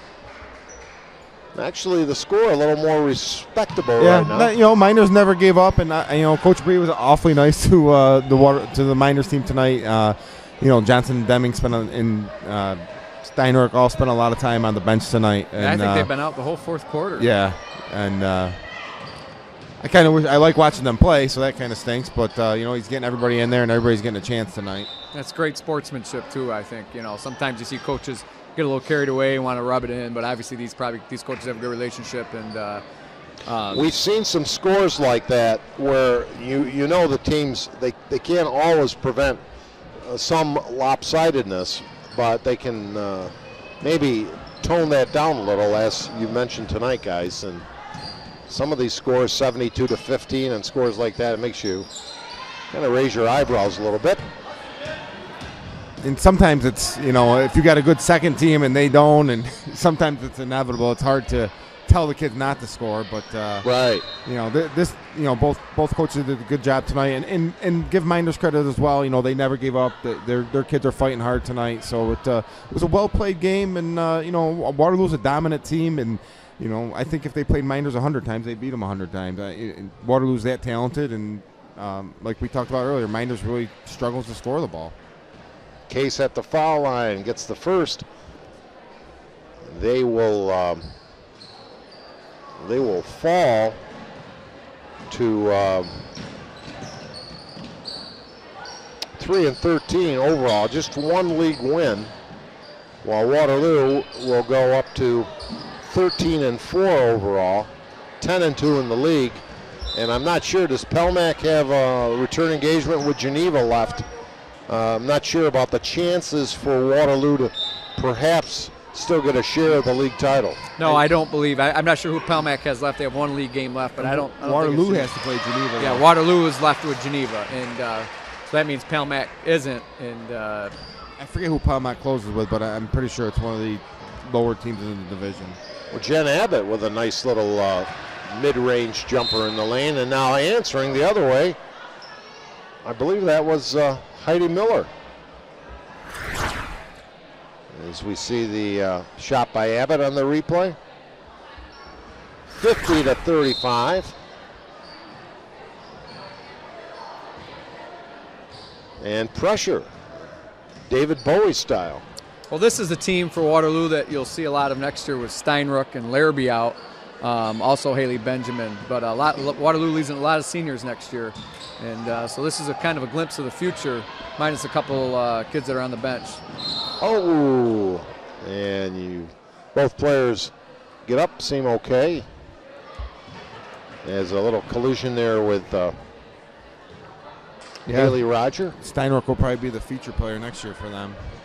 Yeah, absolutely. So we'll see how she handles that role. You know, it's as myself as a player playing with Verk, and I play with some good players at Brockport as well. I was always a great two guy. You know, the second option, and I don't know. There was years I had to be the best player at college, but I always felt a lot more comfortable when I had somebody else to feed off of. So we'll see how Steinrook handles that next year. She plays a lot of basketball. She'll continue to get better as this summer goes on. I think she'll be fine. Truly seems to enjoy the game. As drawing the foul is Roger, and she'll go to the line. Haley, big smile on her face. Nice effort by both squads. 14-point lead. The game, the score not indicative of the control Waterloo has had throughout. I don't know much about betting lines, but if you were a bettor in this game and you saw the 20-point, 30-point spread that was coming, and all of a sudden they got it only to 15. It'd be interesting to know what that line was. Roger gets I would say a little bit more than 15. Yeah, I would agree. I bet if you'd offered people 15 points in Denver, you could have got a lot of takers on that. Yeah, sure, and we would have made a decent chunk. We're coming down to the final 30 seconds in this one. The lead at 15. Waterloo turnaround jumper, no. Rebound, no. Contact. That might have been called if the game was more closely contested. And nice lay in the other way for Sarah Schaefer, who gets in the scoring column. Freshman. Three-pointer, bang, buries it. Chelsea, her first points of the night. Nice looking shot by Chelsea there. Stop and pop. She doesn't care there was only 10 seconds left. Good for her. Miners with one last chance, and they lose it out of bounds. And a good closing possession there for Mynderse. You know, it's kind of fitting for what they did tonight, just unforced errors. The ball. Waterloo just needs inbound here. And go home. As we have Coach Mike Bree here right in front of us, and the shot at the buzzer almost went in, and that'll do it. 54-38. We got lots to do. We're going to break right back for these words from our sponsors, and then join us. We may have a quick interview. We'll give you scoring highlights, and we'll talk Section 5 basketball. I'll grab stuff.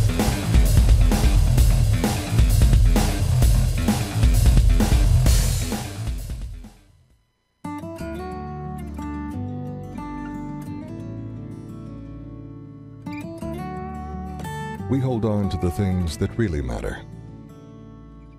Welcome to Generations Bank.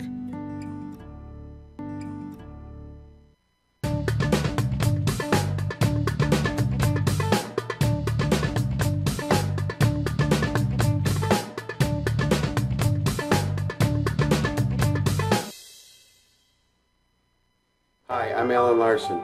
At Seneca Meadows, landfill gas is used as fuel to generate electricity to power between 12,000 and 18,000 homes. And because this fuel is burned at high temperature, it doesn't go into the atmosphere. To learn more, watch our videos at senecameadows.com.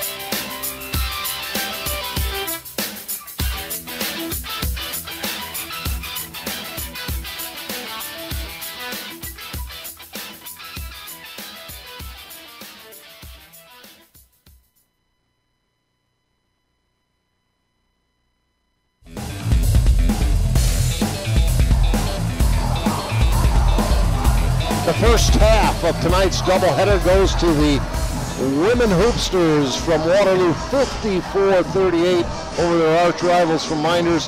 Happy to have with us Chelsea Steinrook. Chelsea, an outstanding effort, 21 points, 5 3-pointers. I shook your hand and the skin started to burn off. You were hot out there tonight. Tell us a little bit about your shooting style, how you've improved it. Who's taught you and some of the techniques you use to be successful? When I don't think about shooting, if I don't think about shooting, I make more, because sometimes I have a mental game, and usually I just go to the rec and get some shots off of my dad and just work on my shot a little bit. Well, I watched a couple of times where you squared up nicely to the hoop, caught the ball in good position in a very fine follow through. And you were nailing them, and that's one of the strengths of the Waterloo team is your three-point shooting. Yeah. Chelsea, you had 5 tonight. Is that a career best? Do you know how many threes you've hit in your career for one single game? I think I hit 7 in the state finals game. Wow. Really, 7? Semifinals, yeah. Semifinals, yeah. That's impressive. Was it tough to come back tonight after such a emotional, tough loss on the road last night, or were you guys happy to have a game and get right back to it again? We just wanted to come back harder because we were kind of upset of the game last night. So we came back out harder and played harder. And who do you have left on your schedule, and who do you look for as tough opponents in the sectionals coming up? Well, we play Newark Tuesday night for senior night, and for sectionals, I have a feeling we're going to end up playing Paul Mac again in the finals. So that would be a great rematch, and maybe the third time's the charm? Yeah. Well, Chelsea, outstanding effort. Congratulations to you. Lauren Deming played a solid game as well as she usually does, and a nice victory for a fine young lady. Thanks for joining us. Thank you. We'll be right back right after this.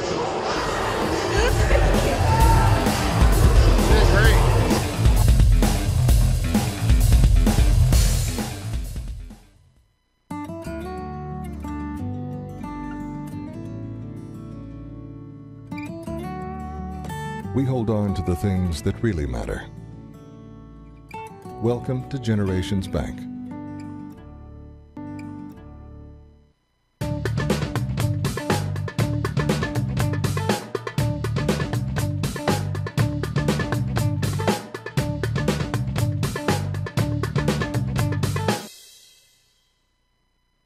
Hi, I'm Alan Larson.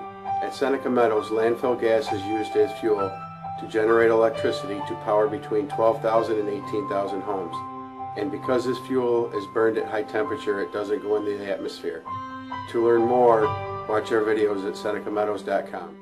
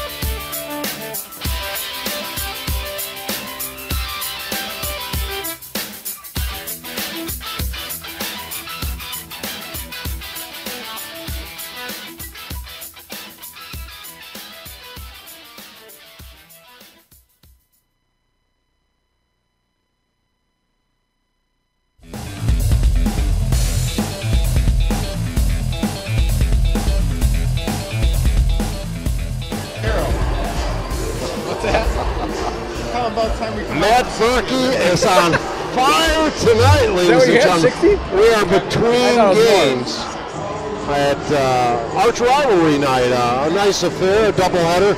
The girls 54-38 from Waterloo winning. Mynderse will be favored over the Waterloo boys tonight, as we see Luke Ruddy dunking in the pregame warm-ups. But we're going to take about 4 or 5 minutes right now to get the assessment from Kevin and Matt regarding the upcoming sectionals. Let's talk about these two teams.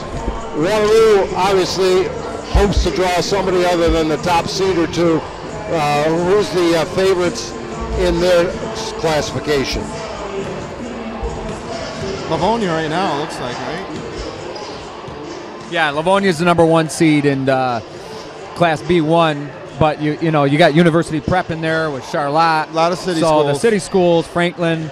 But yeah, Livonia 15-0, but you don't know. I don't know what the county's like down there.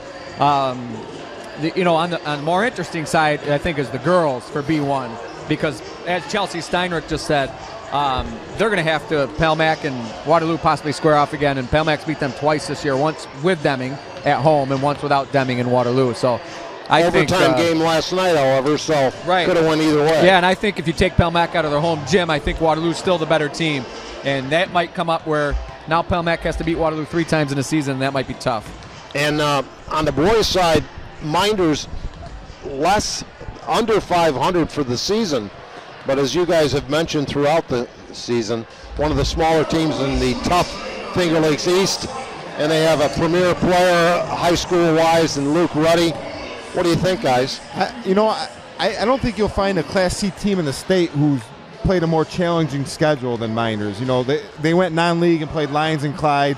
Then in the league, you're playing Wayne, Geneva, Newark. You know, very good teams. So they're going to be prepared. These other schools in Class C1, they haven't played that schedule. You know, Bloomfield's 12-2, but if they played Mynderse schedule, they'd probably have 6 or 7 losses as well. Let's take a quick moment. Newark, Geneva.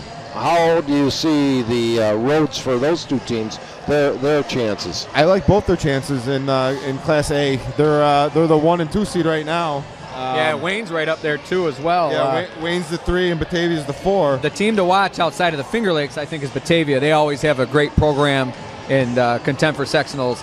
But I'd really, really love to see Newark and Geneva in the finals of that, just for myself to see them play the 3rd time, because I thought the first 2 times they played, they were close, great games.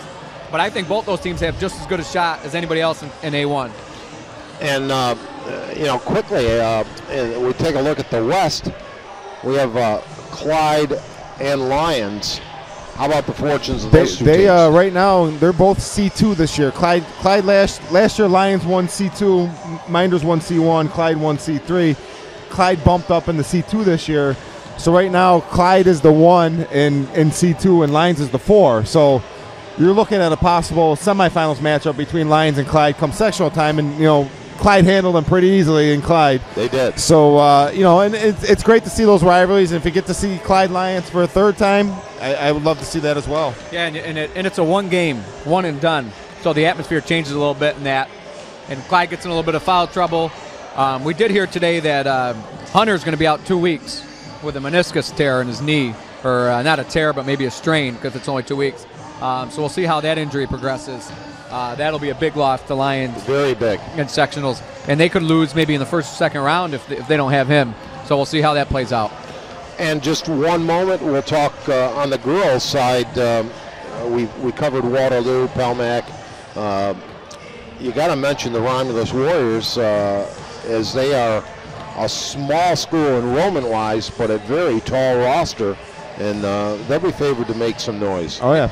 I think they had a good chance to come out of Section 5, as the Class D representative and play a school from Buffalo to go to Glens Falls this year. They're very similar to Mynderse in the fact that they're a Class D school playing a Class C schedule, where Mynderse is a Class C school playing a Class B schedule. So they always have, and Damon Nicholson does a fantastic job with the ladies over there, and they're about to win their first outright league title in a long time. They'll have a tough game against HAC tomorrow night.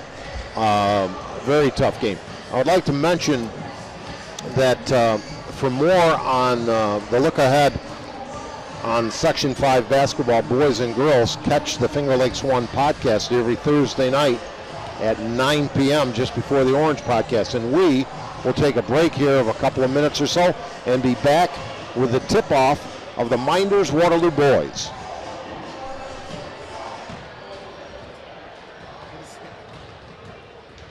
Or we'll keep it right here and talk some more. There we go. Jim, I'm following your directions. And where's our producer? Is in our ear. He might not be there. So, all right. Back to predictions, Verk. Newark or Geneva wins Class A1? Geneva. Geneva. Okay, I'm going to go with Newark, but it's a toss-up. There we go. Yeah, there you go. You know, that's the league standings. And tonight, you know, if Waterloo comes to play tonight, I think they can give Mynderse a game, but they got to play well. Is Wayne legitimately the most dangerous third team in the league, or is there another sleeper in there? In the league, yes, but in the classification, I would say Batavia is more of a sleeper than Wayne. Wayne's not real deep. I saw him play Newark the other night, and their first five. There's the B1s for us. You know, Waterloo at the bottom at 2-14. Probably going to struggle to win a game or two in sectionals, but. You know, Livonia 15-0. That's an impressive record. I don't know much about them. Well, since we are continuing on here live at this point in time, let's look at this game ahead. You're coaching, and you did coach Waterloo, but let's ask both you guys, what should Waterloo attempt to do to stay in this game against their favorite arch rivals tonight? I think the biggest key for Waterloo is taking care of the ball. You know, the first game, Waterloo's guards got a little erratic with the ball. And Jason Anderson had a really good game. He got out and got some steals, got some easy buckets. And, you know, obviously Waterloo's got to focus on Ruddy. You want to take him away and make the Mynderse, you know, make Mynderse score from the outside if they have to. Would you consider, Kevin, a trick defense of sorts, a diamond and one? Well, the first thing I'd do is I'd call Mike Ferrara up to see what he wanted to do. And then once what he told me to do, I'd do the opposite of that. And then what I'd probably end up doing is always putting somebody on Luke Ruddy for a help position, front and back, two guys on him.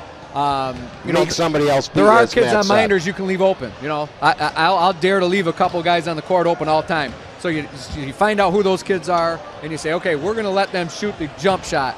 If they come out and hit jump shots, God bless them. But like Matt said, take care of the ball and keep Ruddy from touching the ball at all times. Don't let him get any second opportunities, and don't let him touch the ball and turn and score on you. Well, as these teams wind down their warm-ups for the start of this one, we'll wind down back to our studios for these commercial words and be back with high school basketball coming your way from Seneca Falls. I said, call Mike Ferrara.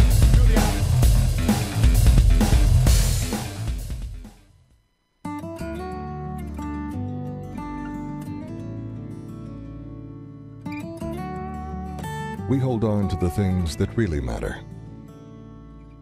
Welcome to Generations Bank.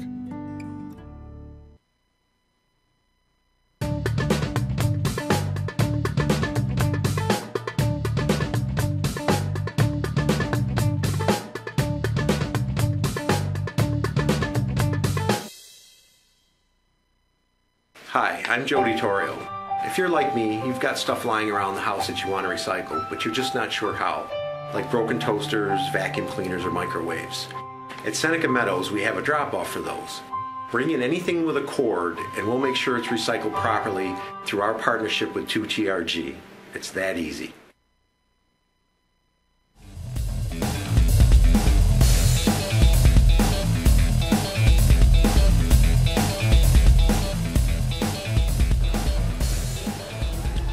The girls from Waterloo victorious 54-38 in Game 1 of tonight's doubleheader.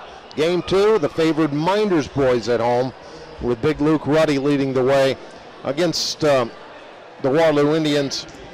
One of their challenges in the games I've seen is scoring, finding some answers on the offensive end. Yeah, I think it's similar to what the Mynderse girls had problems scoring, Waterloo boys do. And we're going to stay right here for this.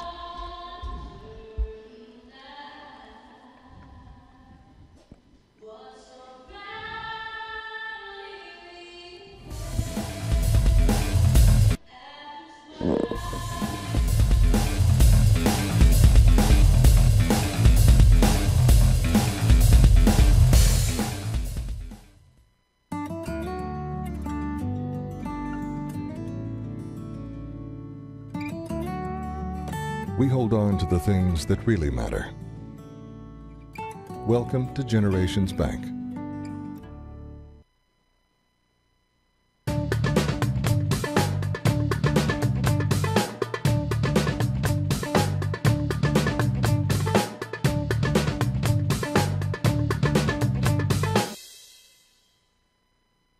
Hi, I'm Jody Torrio. If you're like me, you've got stuff lying around the house that you want to recycle, but you're just not sure how, like broken toasters, vacuum cleaners, or microwaves. At Seneca Meadows, we have a drop-off for those. Bring in anything with a cord, and we'll make sure it's recycled properly through our partnership with 2TRG. It's that easy.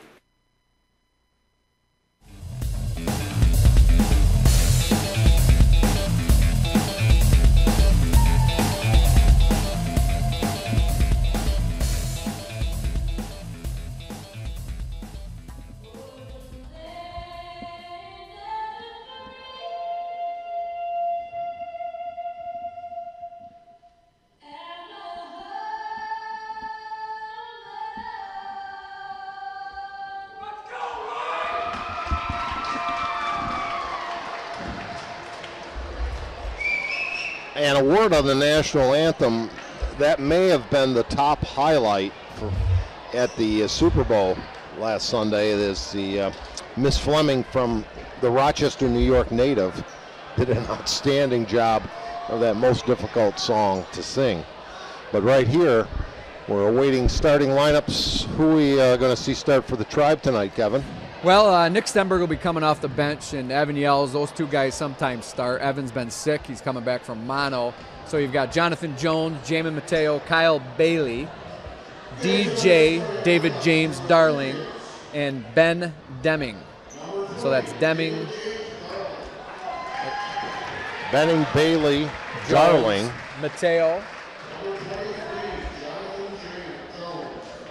And for the Mynderse Blue Devils, it starts with Luke Ruddy. And you have those other starters, Matt?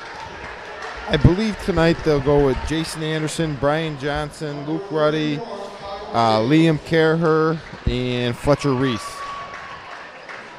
Or Cole Fletcher. Which one?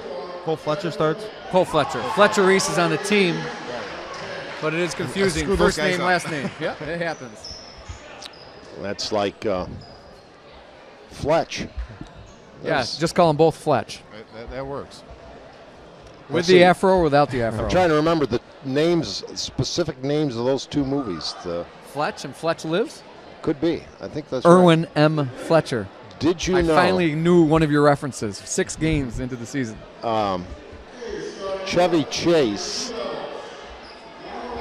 turned down. Oh, I'll get that for you. I'll get that before the night's over, guys.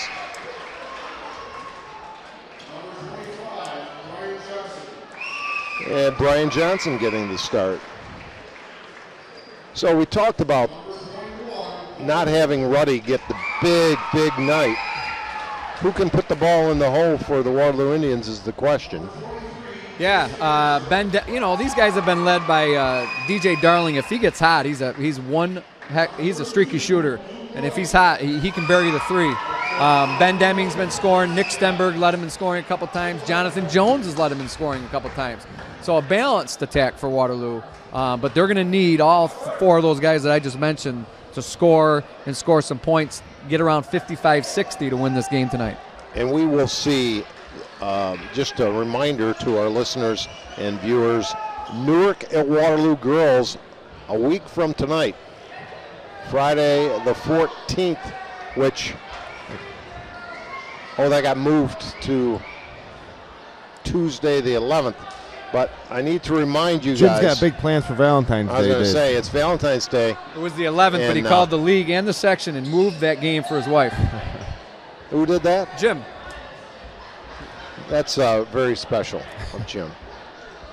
That's very nice. I'm sure the 24 long stem roses have been ordered. And we are underway. Waterloo gets the tap, clad in their black uniforms, orange numerals. I like those away uniforms. Yeah, they're pretty nice. Mynderse in the home whites, blue trim. Waterloo has new uniforms on both ends. They look really sharp in the uniforms. They just haven't performed in them too much this year. Well, maybe tonight's the night. We'll see. We have the Boeing numbers on the board. 7:47 just underway here from Seneca Falls, New York, the Arthur L. Baker Gymnasium. Some colorful sneakers out there as well, I see. Yeah, I've noticed that all around, just a lot of different colors. I used to like the team sneaks. Yeah. I was a big fan of looking as a team all the way through. Mynderse almost has 3 or 4 steals here early on, getting the hand on the ball. Jason Anderson just missed a couple here, so Waterloo needs to be careful.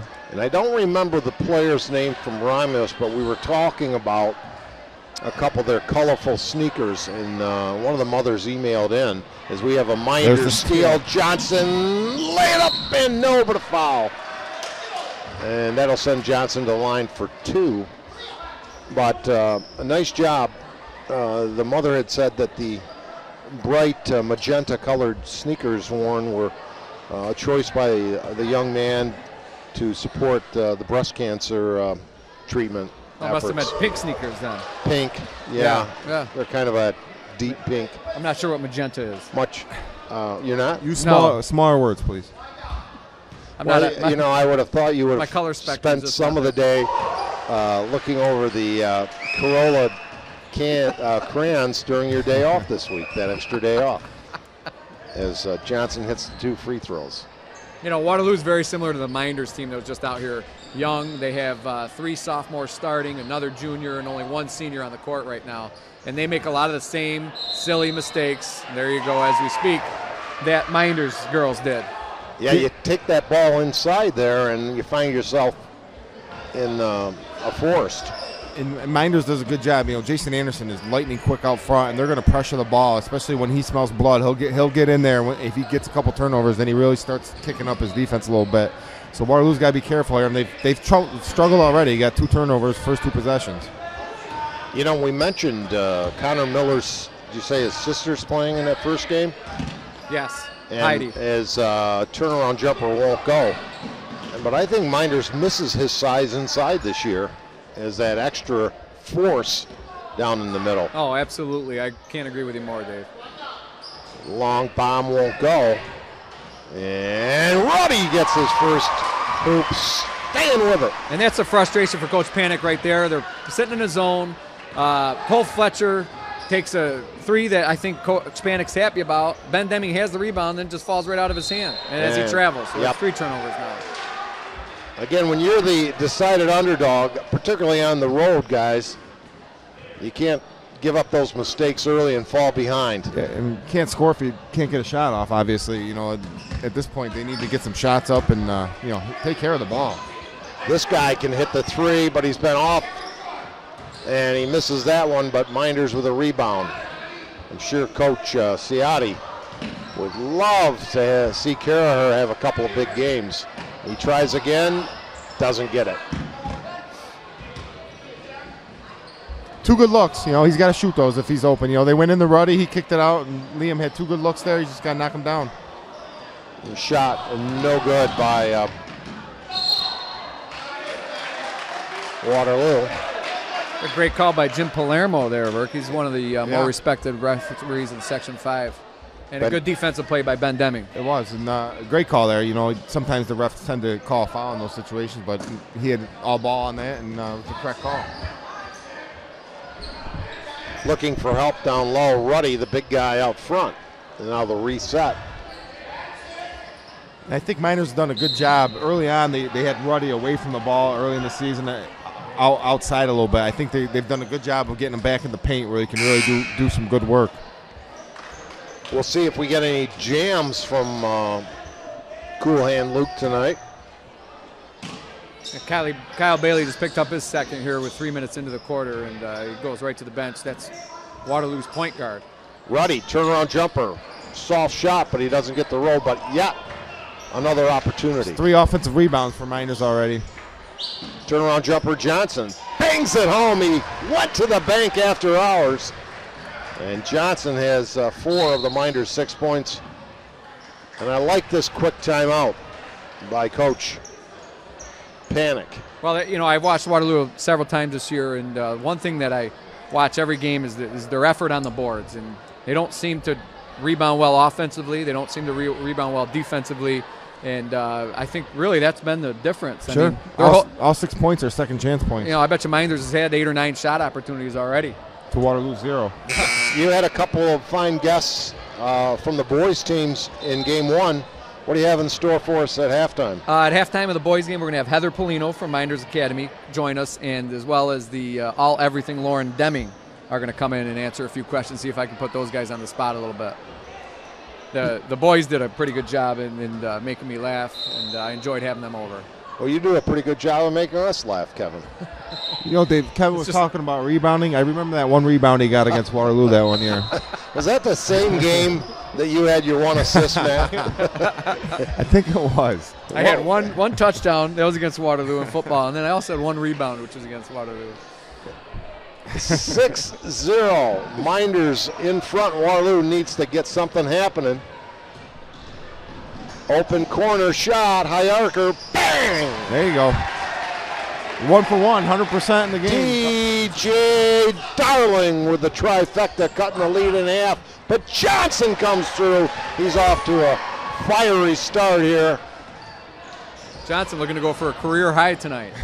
He's got 6 already, I think. How many's he got? He's got 4 or 6. He's got 6.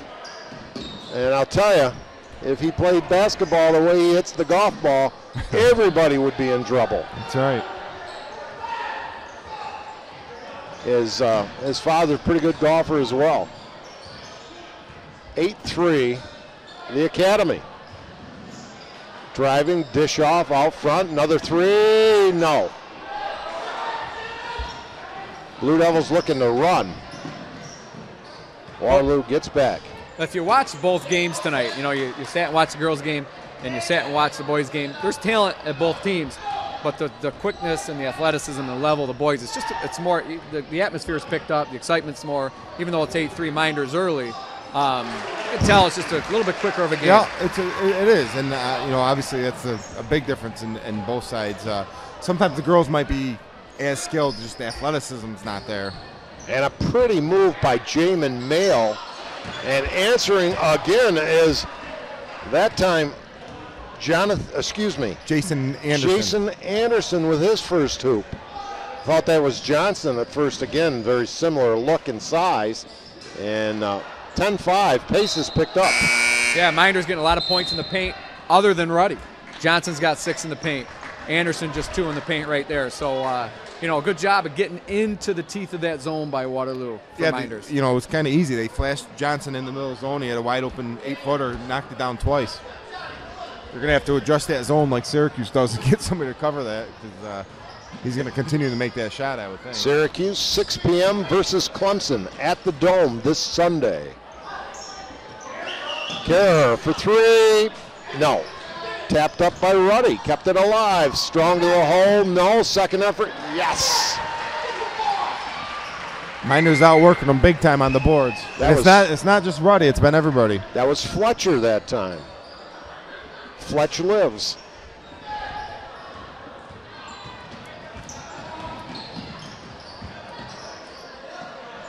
Johnson feeling it, doesn't get it, and here comes Waterloo down by 7. I think Waterloo wants a little bit slower tempo to this game. They don't want to get up and down with Mynderse. Mateo, right side to Stenberg.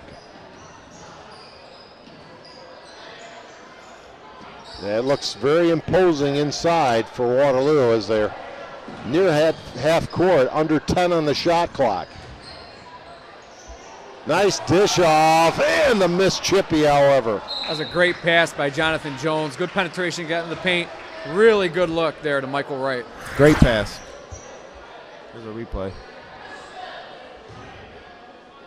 Waterloo looks to inbound as we see this replay, and kick ball. And you can see Waterloo's, they're not quite in sync. They're almost forcing their tempo a little bit. Yeah, and that's, you know, that's kind of been the story of their season, Dave. You know, just, again, youth, and almost got a backcourt violation right there. Deming got a quick hook, too. We'll see how long it keeps him on the bench. I don't think he was too happy with the effort on the boards, but he's somebody who Waterloo's going to need in there to get some rebounds. And the swish from the right side. Credit Jonathan Jones with the hoop. Good ball movement by Mynderse. Ruddy inside. Bottled up nicely. They sagged in on the double team. Mynderse moves it to the corner, and the shot blocked, but Mynderse with another opportunity. Ruddy, strong move, lay it up and not in. His own rebound knocked out of bounds. They're doing everything but score, guys. Yeah, that's right, getting a lot of rebounds. And I think with Ruddy, he's an awesome passer, but almost too good of a passer. You know, every once in a while I'd like to see him turn and shoot that up, even if he forces one or two a game. I think I've mentioned before on other broadcasts. But, you know, too good of a passer to me for Luke. Gallagher can't buy one from outside, but the can't rebound. Second effort is Johnson. Yeah, I think Mynderse going to bring Devin Verkey in, who's kind of, you know, he can knock down the threes. He's a great three-point shooter. And if Waterloo continues to double down, Devin gets some open looks, I think he can loosen that defense up a little bit for Ruddy. As older brother Dylan, correct? Yes. Featured in a nice column in the Finger Lakes Yeah, Times Dylan, earlier this week. Having a great year at FLCC. He's averaging close to 15 points a game. Over 15, I think I saw. A lot of, you know, he plays the whole game, gets a lot of rebounds, a lot of assists. Really, after taking a year off, it's nice to see him bounce back and having a great year. I think it was 15.6 as the nice, strong move by Deming inside. I wonder if he practiced that move against Sister Lauren on the She would have put that into the wall, Dave.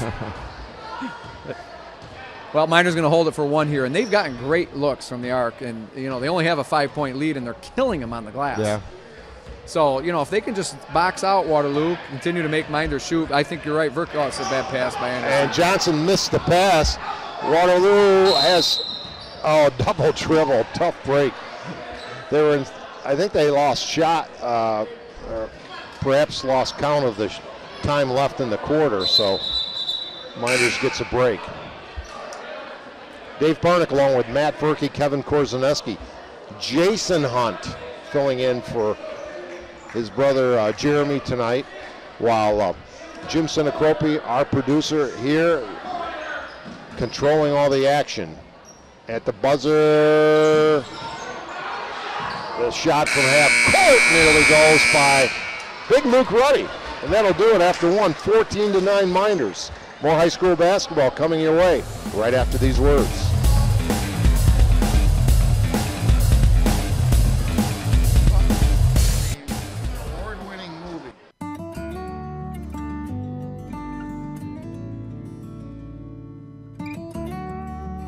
We hold on to the things that really matter. Welcome to Generations Bank.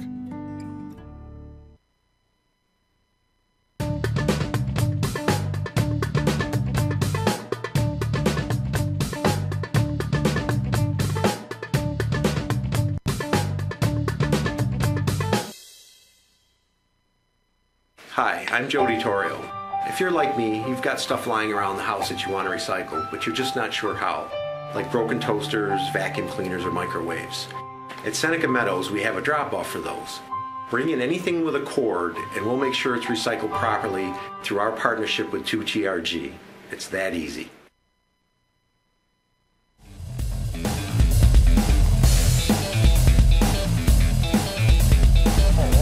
Okay, guys, if you had 4 and 9 on your Finger Lakes Eastern Rivalry Super Bowl board, you're a winner after quarter number one. $10. 14-9. Mynderse had a lot of opportunities, but lead by just 5. Unlucky there, Deming with a nice move on the baseline, but he stepped out before making a little short jumper. As we see the schedule posted.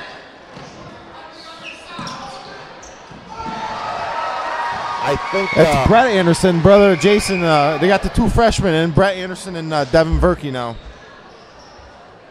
This is the, I'm told by one Delane George, I believe tonight is the 50th anniversary of the Beatles' trip to Ed Sullivan Theater.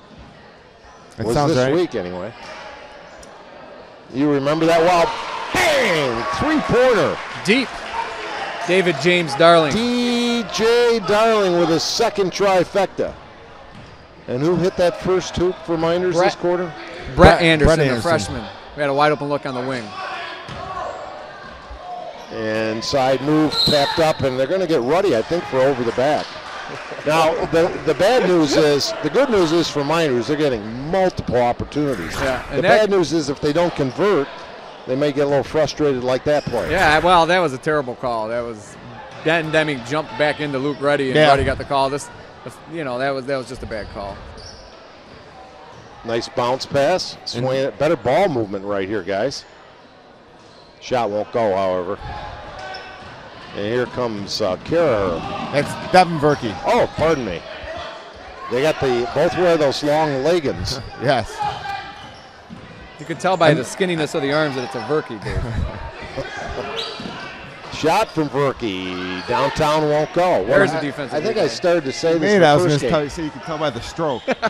There's a plaque of an individual as you enter the hallway here on the way to the gymnasium of an individual looking very much like Matt Verkey, but with much more hair. Must be Rod. I just like to keep it short so I don't mess it up, Dave. Good idea. Stop and pop. Off the glass and in. The bank is open here tonight Jason at the Arthur L. Anderson. Baker Gym. The crowd's gotten into it up there, the Blue Crew. You know, it's nice to hear, and we'll see if Waterloo has brought any student body with them. Maybe they're intermixed with the Mynderse kids. But that'll wake everybody up a little bit. I like that. Joe Sposato may not be the head coach, but he still does that pacing. Yeah, he doesn't sit down very much. Is he standing or sitting? I'm not sure. Cold. That was very cold. 19-12. I know he liked to push that panic button when he had either Jeff or Jim playing for him. Oh yeah, both good players for Coach Pizzato. And Jason Anderson having a nice game tonight. He's been under control, knocked down two shots in the lane, and he's a capable player. He just needs to keep his cool, and tonight he's playing real well until that turnover there. Nice drive, and they couldn't get it to go. Second, oh my. Jeez. They finally get an offensive rebound, and then the errant pass and the turnover. Yeah, nice board, and he could have dribbled out and made a much better pass. That would probably have been a good look for Bailey on the three-point arc. So Brett Anderson, only a freshman. Yes. But may have been using the Gillettes since 7th grade. Looks to be like that. I think his father was very similar. Shot from the corner, short. And one shot only that time. Better job blocking out. Waterloo still in this game, down 7. 5 minutes remaining, second quarter. And a blocking foul inside on the Mynderse big guy, Jared Coffey. Yeah, Jared played a key role in their sectional run last year. And if Miller or Ruddy was in any foul trouble, Coffey went in, did a pretty good job. He played well in both the Clyde and Lions games last year, and was a big spark for them. And maybe he can get it going here come end of the season this year. It looks like a tough kid out there. Yeah, he's physical. He's not afraid to, he's well built, and he's not afraid to use his body. Shot clock, plenty of time. Waterloo trying to penetrate. I think this zone plays a little bit in Waterloo's favor. They can slow it down. Nobody's really pressuring them too much and get better looks. Yeah, I agree. I think Waterloo's a team, when you put some pressure on them, they tend to turn it over. And hurry it. Just hurry it a little bit too much. Kevin Korzeniewski, Matt Verkey on color with the good insights as we have a reach-in foul.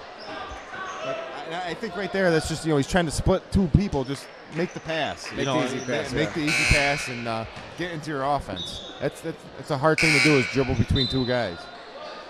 And he tried it one time and got it stolen. Now, did either of you guys see the Beatles live when they came to Shea Stadium in '64? I missed that one. That wasn't even a glimmer. Kevin had asked me if Paul McCartney was in a band before Wings. There's the shot from the corner, won't go. Good box out down there by Stenberg. I don't think that's a shot Minders wants there. You know, Coffey's he's a scrapper. He's not a 15-foot jump shooter.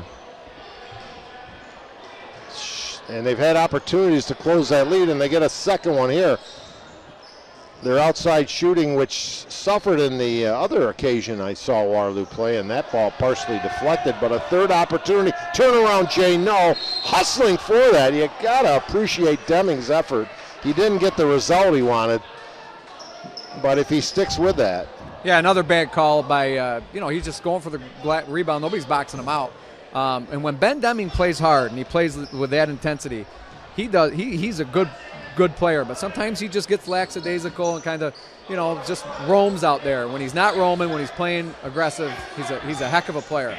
I want to know the question of the night, and we'll get to that on the next whistle. Big question. Here's a steal by Waterloo. And lost out of bounds. They're really shooting themselves in the foot. Question of the night, where is Bill Grant tonight? We have 4 of the 5 starters from that state championship team here. Where is the general, besides General Sposato? And the trifecta by Verkey, I believe, gets the double-digit lead, and again, another good timeout by Jeff Panic. And we'll let you answer that question right after we mention that the things you value in a bank are the deeply rooted values they've held for more than 140 years. Learn more at mygenbank.com and check out their new mobile banking app. Search for Generations Bank in the Android or Apple store. And Seneca Metals, responsible waste management for the next generation. See how they do it by watching their videos at senecametals.com. Well, Matt, any ideas? I think Bill had a big PlayStation game tonight. NHL 94, he's probably home playing right now. I think it was Nintendo Tecmo Ball. Was he wearing orange at the Duke game by any chance? He was wearing blue, which he's not a Blue Devils fan, but he was really nasty towards Syracuse. I don't think he's a fan of the Cuse. And I didn't know that until going up to the game, which I didn't mind because I'm a Duke fan. Well, you also know what that means. If he's not a fan of Syracuse, Finger Lakes 1 is not a fan of his. Oh, yeah. He is. He's an Oklahoma Sooner fan. Yeah, he used to rent from Jim Sinacropi, and when Jim found out, he heard him one night yelling, rooting against the Cuse, he was evicted immediately. Oh, my. We may have to ship that guy out to Lodi. Turnaround jumper, bang! And Deming, the sophomore. A little fadeaway there. It's a nice looking shot. Listed at 6'4". He's growing still too. He grew about 5 inches from last year. I remember I hadn't seen him in a year until this year, and he really sprouted up. You'll have to ask his big sister if she roots for them and if they have a rivalry of sorts or they're best pals. They're pretty tight, I can tell you that. They are tight. Low post, big guy moving. In trouble, stepped out of bounds. 3 of us saw it, but the official did travel instead. Then he got called for steps. Yeah, actually, that's a pretty. He's got to get rid of that. He's behind the backboard, nowhere to go. He needs to kick it out. And Dave, one thing we failed to mention: Ruddy picked up a second. He's been sitting out here for a while, and Mynderse has been a different team with him out as far as rebounds going. Waterloo's been able to get on the boards a little bit. Deming's got a couple baskets inside. Yeah, the opportunities are there, but the results are not, and deflected as Deming went up with it. So if they don't make some headway now, and we got a jump ball, possession arrow, still to Mynderse. Now Waterloo in the looks like 2-3 zone still. I don't know. Without Ruddy in, I don't know if Matt would know this or not, but with both Karaher and Verkey. They might be in a boxing one on Verkey here. Shot is no good, and reach and foul. That wasn't much. Just thought the rebounder lost his balance and went down. But is that a design a thing for fashion, or do they have some shin splint problems? I would say it's for fashion. As far and as I would say it's the most unfashionable thing I've ever seen. Well, I don't know. Those haircuts in the state finals 22 years ago were close. But they were cool because we were good. We could have got away with it because we were good. And it was a team unity thing, too. I loved it. When you're 20-0, 26-0, you can get away with things that you can't get away with when you're 4-10. The thing is, had you known the hair would never grow back, you might not have done that. I would have kept it for a while longer.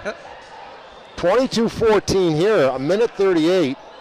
Low scoring, but Waterloo's got to feel, hey, we're right in this game with our arch rivals, so that's okay. I think this is right where Waterloo wants it. If Waterloo could have rebounded a little bit earlier and not given up a lot of offensive boards. And a nice strong move. I believe that was Jonathan Jones, JJ with a hoop. It was. Waterloo's got to keep attacking the basket without Ruddy in there. There's no reason to fear anything inside. Just keep attacking. Don't settle on threes. And Waterloo, Mynderse now one and done. Yeah, but what a difference Mynderse is without Ruddy. It's huge. And maybe a shot that Coach Panic could have lived without, but rebounding efforts by Deming will earn him. I think there was a foul on that rebound, and they'll inbound. Deming got fouled, and he's come alive. Coach Panic kind of got on him early on for not rebounding. He's got 3 or 4 offensive rebounds here in the last couple possessions. And look out. Oh. Taking a beating. 10 years ago, maybe. Thank you, sir. Thank you.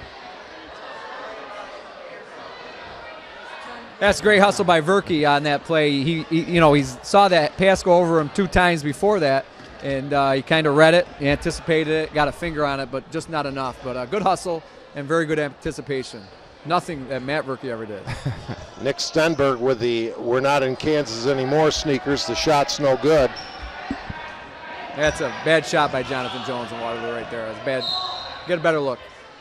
Good timeout by Nick Ciotti here. They're going to probably want to hold for one, and gives us a chance to tell you that Jimmer's Auto in Seneca Falls has a full inventory of late model cars, trucks, and minivans. Everyone gets financed. Buy here, pay here. All that is required is a low down payment to get your new vehicle from Jimmer's Auto. Check out the inventory online at jimmersauto.com. So kind of interesting. I don't see Waterloo prevailing, scoring 16 points each half, but they're keeping this game tight enough. And the longer it goes in the underdog role of being in a game, a closely contested game, who knows what may happen in the second half. Yeah, I think this is the score that Waterloo needs to win a game. Waterloo struggled to score all year, and quite frankly, Waterloo started off terrible. They turned it over 4 or 5 times early, gave up a bunch of offensive rebounds, and since then, Mynderse hasn't done anything scoring-wise, and this is a team that's got some offensive weapons, and right now, this is anybody's game. And there's about an 8-second difference in the shot clock. Mynderse cannot hold it for 1. There's 14 on the clock, 21 on the game clock. So Waterloo will get another look here. And Mynderse needs to get moving. Yeah, and if Waterloo can score, it'd be a big way to finish the half. Oh, okay. Yeah, I think you just said, Matt, what I was thinking. It's one thing to use the clock up, but not much movement in the Mynderse offense during that possession. They get another chance here. Inbounding is. They're asking for a replay on that one. I agree with them. That should have been black ball. Long bomb. No rebound. There yes. Well, that hurts. Big bucket. 3 seconds. Stenberg's shot is blocked. The clock runs out. That's a tough way to end it. No box out on the baseline here. Watch Anderson right by Evan Yells. Evan Yells got to get a body on him. And we are at the end of one half of play from the Arthur L. Baker Gymnasium in Seneca Falls. Mynderse in front, but by only 8, 24-16.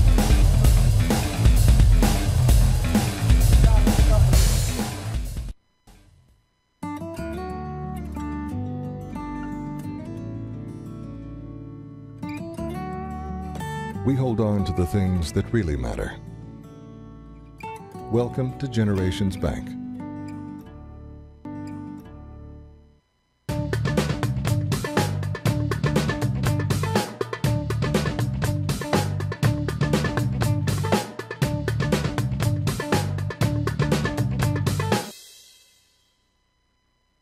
Hi, I'm Alan Larson.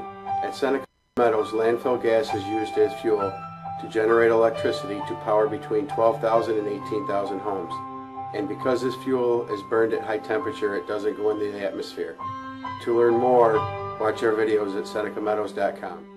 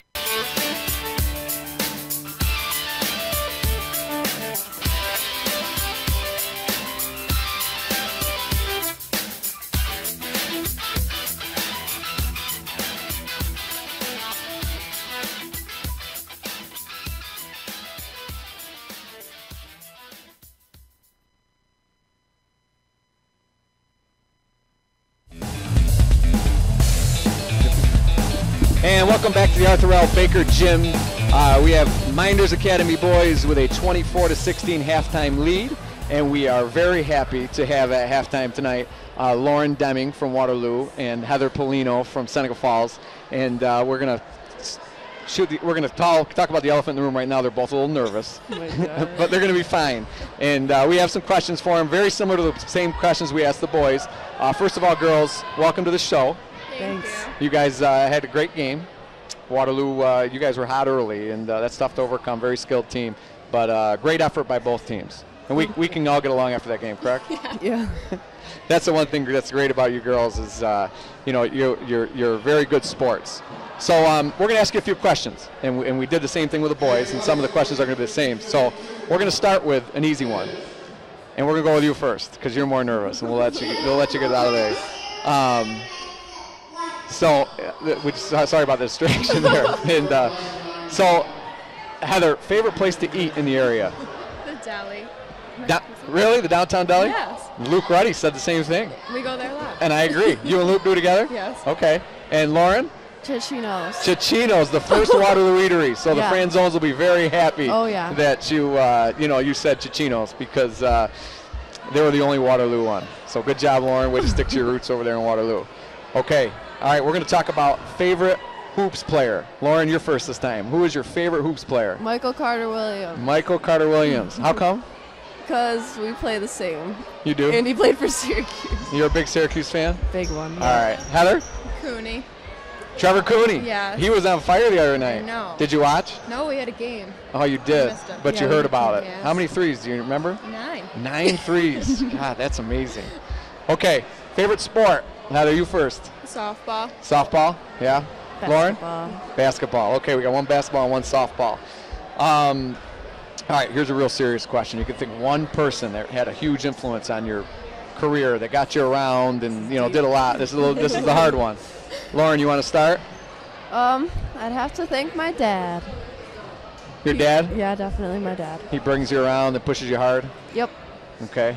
Heather? Doc Hillmeyer. Doc Hillmeyer? Yes, I have him for softball and basketball, so got him like 8 months out of the year, and he pushes me a lot. Yeah, I know Doc and I know your dad, both good guys, and they love sport, so it's good that you guys bring that up for them. Okay, you're both seniors, Yep. all right? You might not know what your plans are, but what's your dream college, Heather? NYU. NYU? And Yes. do you know where you're going? Not yet. Is NYU on the radar? No, I'm going there for my doctorate, I think. They don't have my program. They don't have your program? Okay. So you want to go to the big city. Good for you. That's good to know. Lauren? Syracuse University. SU. And are you going to go to Syracuse? No. I wish. Do you know where you're might go? Possibly University of Rochester or St. John Fisher at this point. Okay, so somebody may be in Rochester. Yep. That's good. And I can go watch you play a little bit. Yeah. All right. Okay, this is going to be a hard one. Who's going to win this game here? Give me your prediction at halftime. The home team. The home team. We got it. The Mynderse Academy Blue Devils. You got to get one tonight, right? Lauren? Oh, well, I wish I could say Waterloo, but... Well, you can say whatever you want. You don't need to wish. Well, in my dreams, it would be Waterloo, and we would win by, like, 2, possibly. Are you rooting for your brother out there? Oh, yeah, big time. Yeah, you guys are tight, right? We just talked about that. Yeah. What did Luke say? Did he have faith in us? Luke did not say. But you can go back.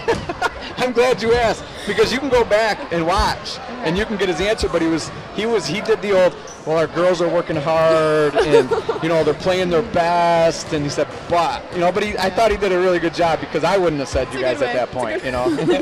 He did a good job. Mr. G.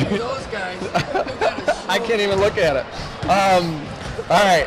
How about, do you have the Finger Lakes One app on your phone, Lauren? You don't? No. Not yet. Nobody did except for Nick Stenberg. No So way. Nick Stenberg's our new favorite player here at Finger Lakes One. I'm just kidding. How about favorite movie of all time? Heather, you first. The Godfather. The Godfather. 1, 2, or 3? I like the third. You like the third the best? Wow, that's interesting. And you? Bridesmaids. Bridesmaids. I don't even know what that is about. It's a chick flick. It's a chick flick. All right, one more. I'm gonna give you a statement. Okay, I'm gonna give you the same one I gave Luke, and you got to answer it. You're just gonna fill it in for me, okay? All right. And then you're gonna go. We didn't prepare for. You didn't get the prep on these. No. Okay, Heather, you ready? Yes. Mynderse Academy point guard Jason Anderson is. It's a weird question. It's not a question. You just gotta fill Well, the it's my statement. boyfriend, but I don't want to. He's your boyfriend? Yeah. Is that what Mynderse Academy Jason Anderson So this is? is bias. I don't want to. What? I mean, is he a good basketball player? He's just your boyfriend. No, I mean, You're that's how I want embarrassed. to describe him, but I wish you picked someone else. I did that on purpose. Oh. And Luke said good basketball player, and you said boyfriend. I asked Nick Stenberg this in the boys in your game. Oh, God. Okay? Ben Deming is. Crazy. And you know what? It's exactly what Nick Stenberg said. Really? That's awesome. Okay. Heather, one more. All right. We might have time for a couple more. Your varsity coach, Jerry Anderson, is. Fantastic. Fantastic. Good. And Lauren? Yes. The best basketball player in your family is. Wow, calling herself out. I agree that you're better with Ben, but I think your mom's beat you both. I wish I could play against my mom, in her prime. And those who don't know, Sherry Barrett played here and won sectional title under Mike Ferrara, and she was what Mike Ferrara says one of the best athletes he has ever coached. So your mom was quite the player back in the day. Okay? Here's a bonus question, all right? Can either one of you tell me anything about Matt Verkey? Who's Matt? He's behind you, all embarrassed. He's so nice. You coached his daughter, and he's nice. How about basketball-wise? Do you know anything about his basketball career? He was good at basketball? Are you taking a guess? You sounded. No, I know. Oh, you know? Yeah, he was Wait, very good at basketball. I think his daughter said he still plays today. He still does play today. Okay? All right. So, girls, listen, you were outstanding tonight. I hope you had fun. We were really glad you came on. We didn't take it too serious, Heather. You didn't have to know about basketball. But I'd like to thank, again, Lauren Deming for coming on and Heather Polino. And we wish you guys from Finger Lakes One the best of luck next year at college. Thank and you. we're going to take a commercial break and return in about 30 seconds to a minute for the second half of the boys' game.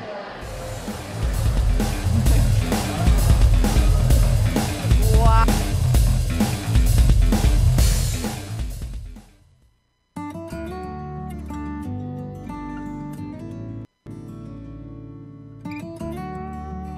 We hold on to the things that really matter. Welcome to Generations Bank.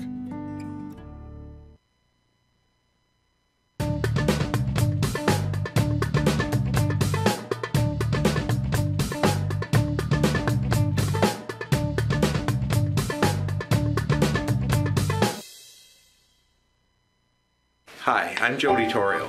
If you're like me, you've got stuff lying around the house that you want to recycle, but you're just not sure how, like broken toasters, vacuum cleaners, or microwaves. At Seneca Meadows, we have a drop-off for those.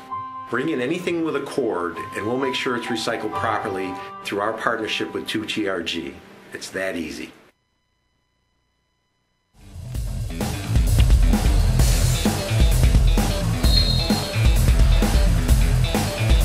second half just underway. We got a opening foul.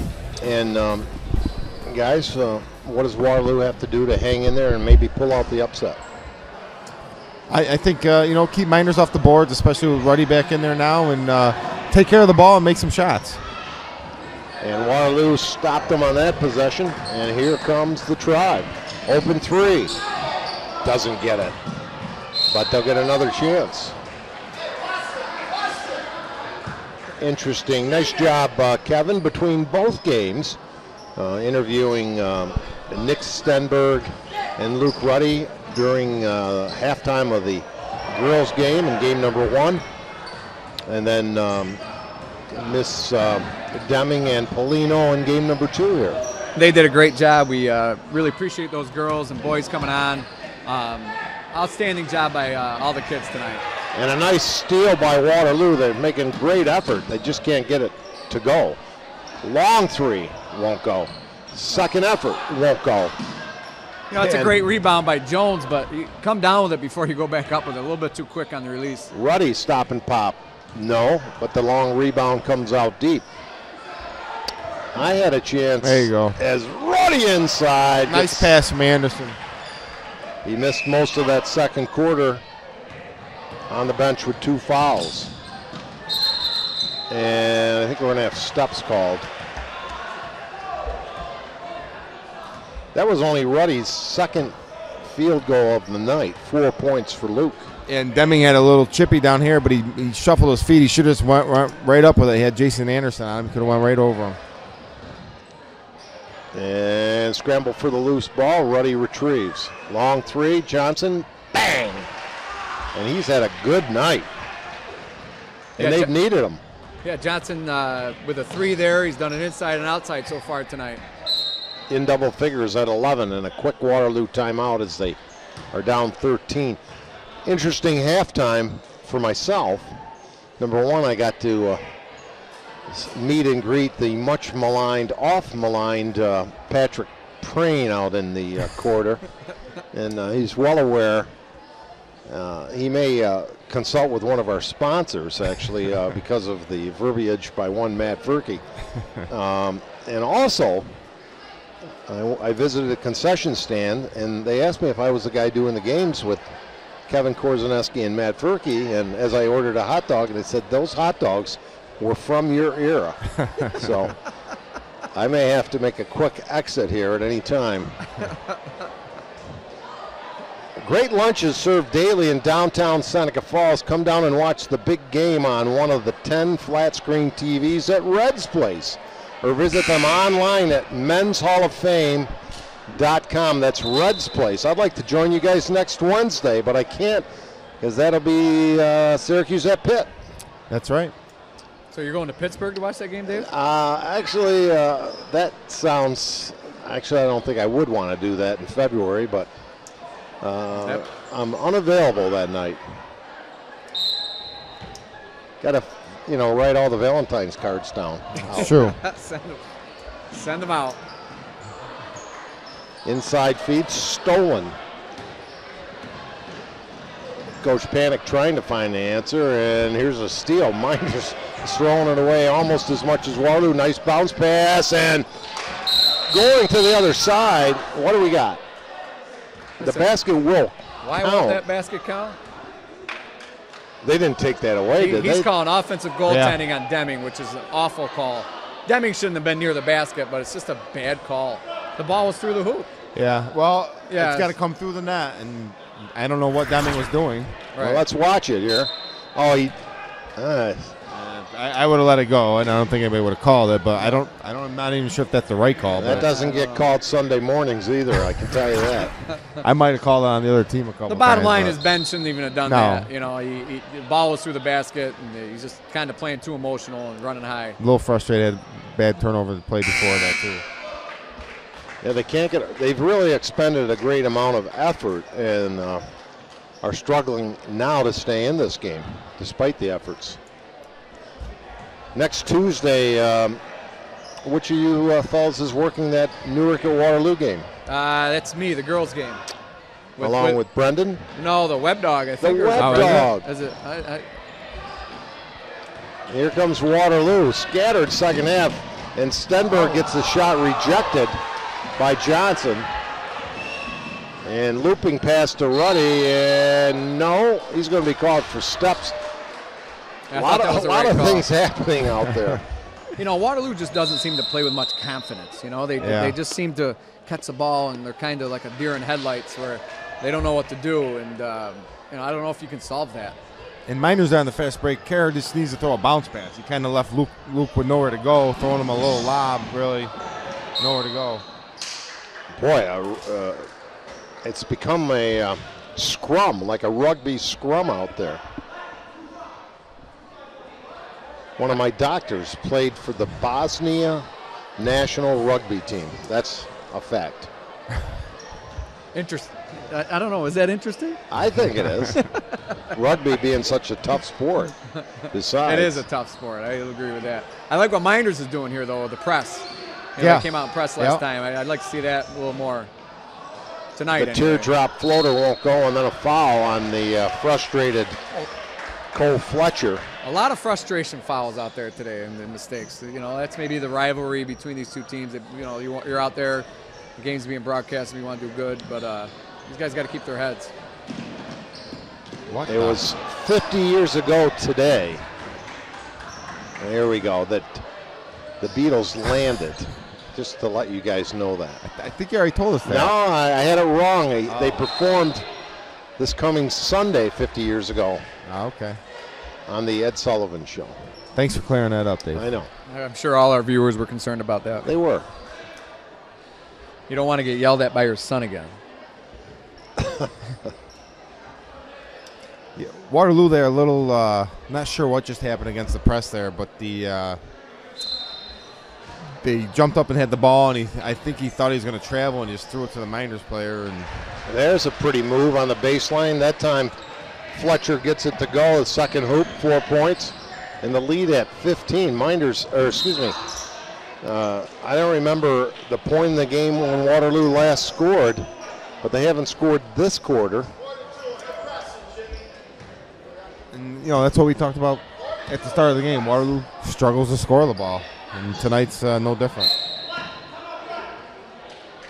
Yeah, and they just, you know, unsure of what's going on out there for Waterloo at times. The one Nate Barnes catch at half court with the pressure, he catches the ball and he's trying to pass it before he lands. Just land. Yeah. You know, I mean that's just simple athleticism. Just catch the ball and land, and then make a decision. So you know and Jonathan Jones did the same thing on a shot. Section 5 talks back for an online discussion of tonight's games and all the teams of Section 5. Visit Section 5, Section V.talksback.com. 31-16, 4:30 remaining third quarter. Waterloo, I know, didn't score for at least the final minute of the second quarter, and they've yet to score in the initial 3.5 here in the second half, as Jason Hunt with the fine camera work. I like that angle. Filling in admirably Jeremy that angle. For Jeremy. That's my good side. What? That's off black. That's frustration as a coach. You know, some bad decisions. You know they've done that and almost got a backcourt 3 or 4 times. You know, I'd like to see him do something to get the ball in, you know, closer than 40 feet away and underneath out of bounds. Inside move, no, but a foul. Jeff Panic doubles as the athletic director at Waterloo. Coming over, well, he was at Mid-Lakes before, is that correct? Well, he was at Geneva. He left he was a teacher at Mid-Lakes, left Mid-Lakes coaching to go to Geneva. I think it was at Geneva for 2 years, and then came to Waterloo from Geneva. Brian Johnson, 12 points, the only player on the court for either team in double figures, and give him a baker's dozen. That's got to be a career high for him. He's had 15 or 16, I think, in a couple games. But he's getting close. Stenberg breaks the pressure, and then Ruddy from behind takes it away. Here comes Mynderse, and they throw it away. That's a tough one to handle. Is there a player for Waterloo that doesn't have 2 turnovers? I don't think so. They spread it around pretty evenly. And right idea, but a tough execution, and Deming gets hit in the face as he misses the layup. Deming just set the first pick and roll I've ever seen on a 2-on-1 fast break. Yeah, that was the not the greatest spacing. So Jamin was trying to get it wide, Mateo, and he was going to dish it to him, but Deming was setting the screen here on the 2-on-1 fast break. Well, going back to the days of Coach Scott Smith,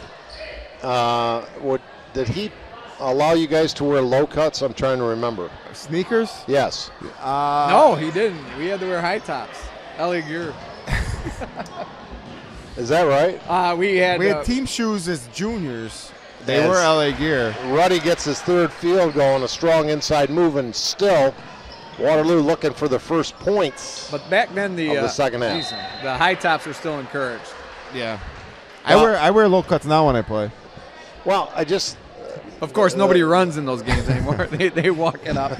It's easy to go 3-point line to 3-point line. It's the only pair of running shoes Matt owns was actually walking up the court at the Katie Stanton School. You don't have to necessarily run to throw up the 22-footers, right? Caher with a 3.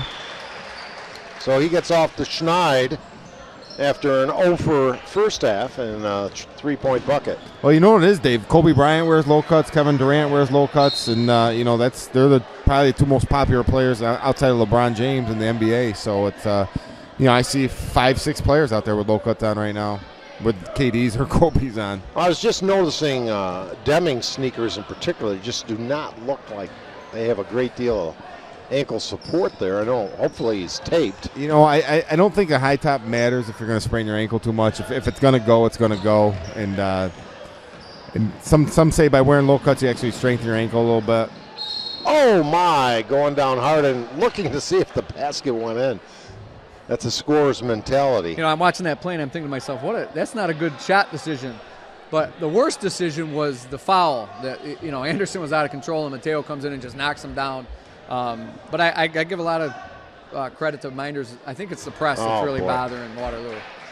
You go back, guys, when a bad call allowed Mynderse the extra opportunity and they converted with about, seconds left in the first half. And Waterloo still is yet to score from even before that point. Yeah, I agree. They missed the call and then they got the offensive rebound right at the end of the half. And now they're totally out of sync. Yeah, and they haven't scored yet. Maybe here? No. I think Mynderse on a 16-0 run. I think it was 22-16 at one point. Yeah, at least. And DJ Darling may have just broken Matt Verkey's three-point shot attempt for a single game. I think he shot about 14 or 15 threes. He's getting them up there. Ruddy wants to take it strong with a left hand. Little jump hook is good. Nice move attacking the basket. Fourth field goal, 8 points for Luke, and then a reach-in foul on Fletcher.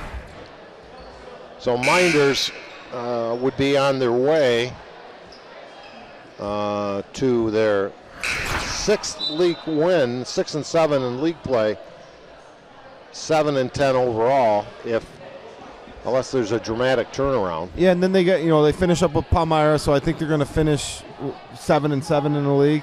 And the only league loss that was kind of question would be Palmac where they lost by 20 points.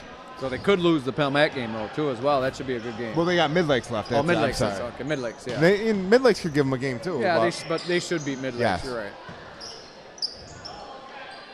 So 500 in a tough Finger Lakes East.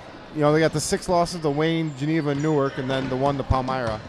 Yeah, the record's very indicative of that out-of-league record, which, we'll get them ready for sectionals. They don't seem to be a team that's falling apart or unjarred or not confident. And, so they can take that into sectionals, really. Yeah, I like their chances in sectionals. They're a team, they play well, they could beat anybody, but they could also lose early on. I wouldn't consider them a favorite, but if they were in the finals, I don't think any one of us would be surprised. No. Ruddy with a pretty move. And that's the thing, we got Ruddy's a Fab 5 player last year. He's back this year, and he's going to be a solid. He has a chance to go on to play at the Division III level, and I think teams are afraid will be a little fearful of match up with us. Ruddy had only 2 points, setting most of the second quarter in the entire first half. He now has 10 in the game, and gave us a little view of the Kevin McHale type moves inside. Yeah, there's the Mynderse bracket right there. Jim's got up on the screen. Bloomfield, the 1 seed, 12-2. East Rochester, 2 seed, 12-3. They're pretty good. You know, and then Gananda, always well coached by Jeff Thompson. But so yeah, Mynderse is right there. I mean, East Rochester split with Lions. Just Mynderse split with Lions. So. Early college. What is that? What's that? Early college. Early college. That's opposed to me, who was late college on the 5-year program. Most people are called doctors. My son did that in 3. He did. I did it in 5. Well, that's okay. It's okay. You were focusing on other things at the time. I enjoyed the college atmosphere. I certainly did. As we have a timeout, 42-16. Bears repeating. Waterloo scoreless in the second half.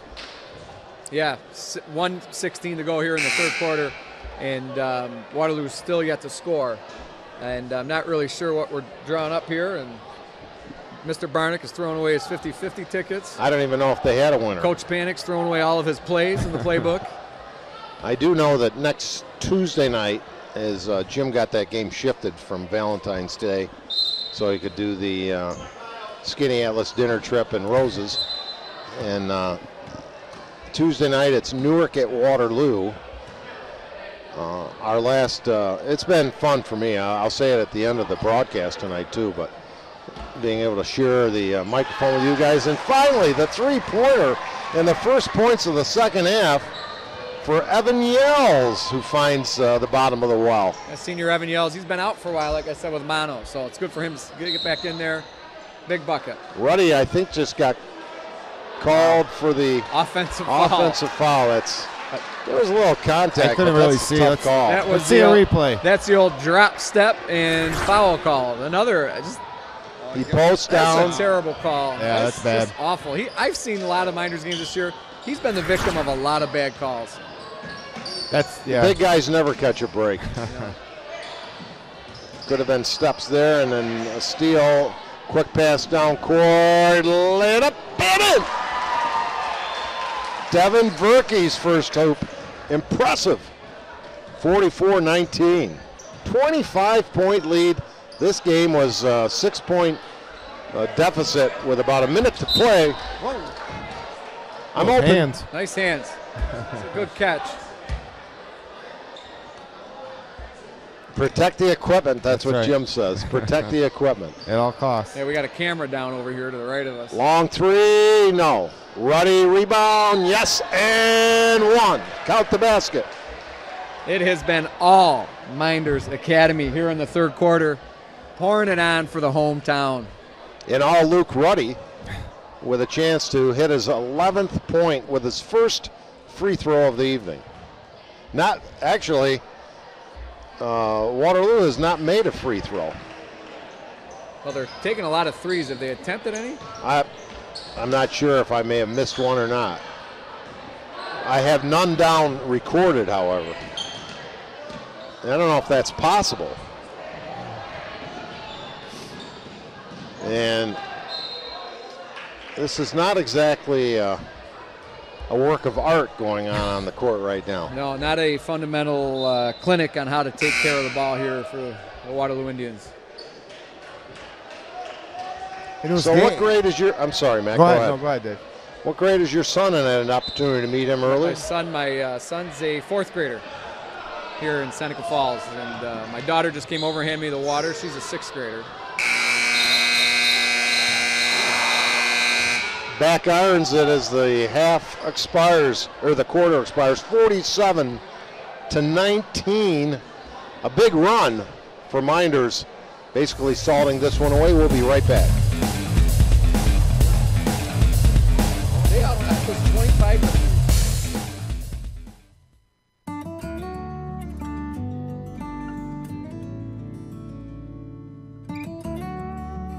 We hold on to the things that really matter.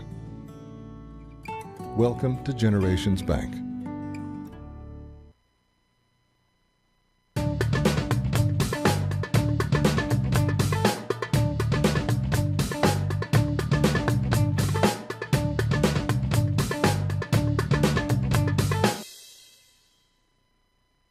Hi, I'm Jody Torrio. If you're like me, you've got stuff lying around the house that you want to recycle, but you're just not sure how, like broken toasters, vacuum cleaners, or microwaves. At Seneca Meadows, we have a drop-off for those. Bring in anything with a cord, and we'll make sure it's recycled properly through our partnership with 2TRG. It's that easy. What is a better look, you know? Waterloo found themselves down 6 with about a minute to play in the first half, and now trail, I gotta double check my arithmetic, 28 points with a quarter to go. Not finding the answers. What did we say, Dave? 23-3 that quarter? Yep. Minders, you know, the good quarter for Minders, obviously. Stenberg, in and out. Waterloo's going with a Duke Blue Devil philosophy. Chuck up a lot of threes, only they're not making any. That's right. Duke looks this bad too when they shoot it bad. But, yeah, they're really relying on the 3-ball tonight. It hasn't helped them too much. And there's one from... It's not like Minders is exactly lighting it up. Well, Minders hasn't played great. I think a lot of Minders baskets come off of Waterloo mistakes. Yeah. Although, I don't want to bail Minders out on this one, but when you get a ragged type played game, that will bring sometimes the worst out in both places. There's a real pretty drive. Devin Verkey. And a chance to complete a 3-point play as he'll go to the line. You know, the one thing I do got to address that I watch a lot of high school games, I think Jimmy Palermo on the baseline down there is one of the best officials in Section 5. I don't know this guy. He must be a younger guy out of the top of the key. But every foul that's called, you would act, both these teams, that they've never seen a foul called in the game before. You know, there's always the hands in the air, and they're laughing, and they're shaking their head. Just play the game. Worry about passing the ball to your own team before you worry about the officiating. I agree. And that's just something that I've come to watch over the past couple months. And I went to a West Hill Bishop Ludden game the other night, and you didn't see any of that. You know, a little bit from Ludden, but you know, those kids played the game and played hard and didn't worry about anything else but what they were supposed to do, and I kind of enjoyed it. Now, do you live in a van down by the river or something like that? My name is Chris Foley. Well, one day I went to about 4 games that I've been talking about. It was all in one day, so. You must love the day at the War Memorial when they have all those finals. Oh, I do. I used to love the Martin Luther King How Day. many boxes of popcorn are you good for on a day like that? A lot of cotton candy, Dave. A lot of cotton candy. Was that Ruddy on the last bucket for the Academy? No, I think it was Jason Anderson. Thank you. As that gives him 8. Waterloo inside. Boy, they're just intimidated now. It's almost like as soon as they shoot, before they shoot, they don't expect it to go in. I think I heard the crowd just chant for Verkey. We want Verkey. Devin or Matt? I'm not sure. And Devin just buries the 3. So he came out of nowhere to score 8 points. Yeah, he had a 3 earlier, too. Yeah. Well, we'd like to tell you that Jimmer's Auto in Seneca Falls, well, we'll watch this replay first. And there it is. We got a timeout. I did promise my Aunt Melissa's home sick tonight, Devin's mom, so I said I'd say hello to her. So she's watching us tonight, and enjoying this 3-pointers by her son here. Tell her to get well, lots of fluids, and stay away from Jeremy Hunt. Jimmer's Auto in Seneca Falls has a full inventory of late model cars, trucks, and minivans. Everyone gets finance. Buy here, pay here. All that is required is a low down payment to get your vehicle from Jimmer's Auto. Check out their inventory online at jimmersauto.com. And the United States Navy. If you've been waiting for something more in your life, America's Navy may have what you need, like opportunity for hands-on training in any of more than 60 high-growth fields. Help with paying for a college degree, opportunities to travel worldwide while helping to change it. Work with cutting-edge technology, no experience needed to start. If you want to be a part of something bigger than yourself, America's Navy can help. Launch your future today. America's Navy, a global force for good. Contact them today at 412-395-4680. Stenberg buries the 3. And cuts it to 33. That gets Stenberg's first points of the evening. Turnaround jumper rejected. Waterloo as nice play. Brett Anderson. By Brett Anderson, the freshman, not only blocked it, had presence of mind to get his own shot that he blocked. That's Josh Devano into the game with a rebound for Waterloo. A lot of subs coming in for Waterloo, and I imagine Minders will follow suit. I do know that Ryan Major for Minders is not playing tonight. He's not here. His grandfather passed away a couple days ago, and spending some time with his family. So if he's out there watching, our condolences out to the Major family. Yes, in fact. Yes, indeed. As we just had a Waterloo bucket. I missed who it was. And it occurs to me, this will be the first mention of any of us tonight, as a strong move and contact drawn will send Waterloo to the line, as Nate Barnes will get an opportunity to get in the scoring column. Olympics under, I guess, more than fanfare is all the security concerns, and don't drink the water, if you've seen those pictures. Don't flush the paper towels or toilet paper down the toilet.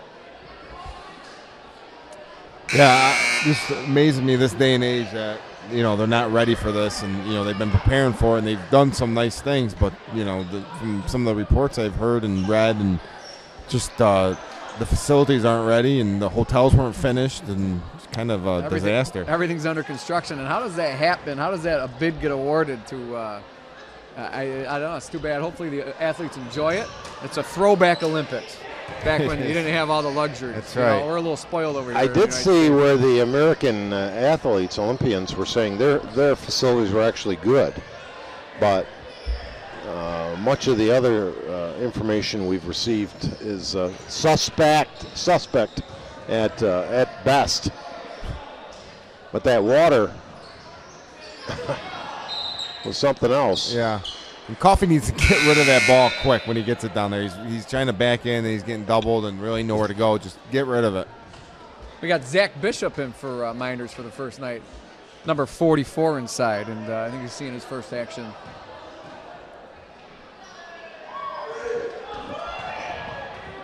Well, these games have moved along fairly quickly. We may see a series of foul shooting here in the fourth quarter. Pretty good crowd on hand tonight for this doubleheader. Glad to have you with us. And this time Barnes hits the free throw. He missed two earlier a moment ago, and another substitution. Fletcher Reese in the game. Yeah, he doesn't look like Cole Fletcher, but that gets you thinking, doesn't it? Yes, it certainly does. I do it occasionally as well, and I know both of them very well. One's a senior. They're both seniors, so I'm not sure which is the original and which is the sequel.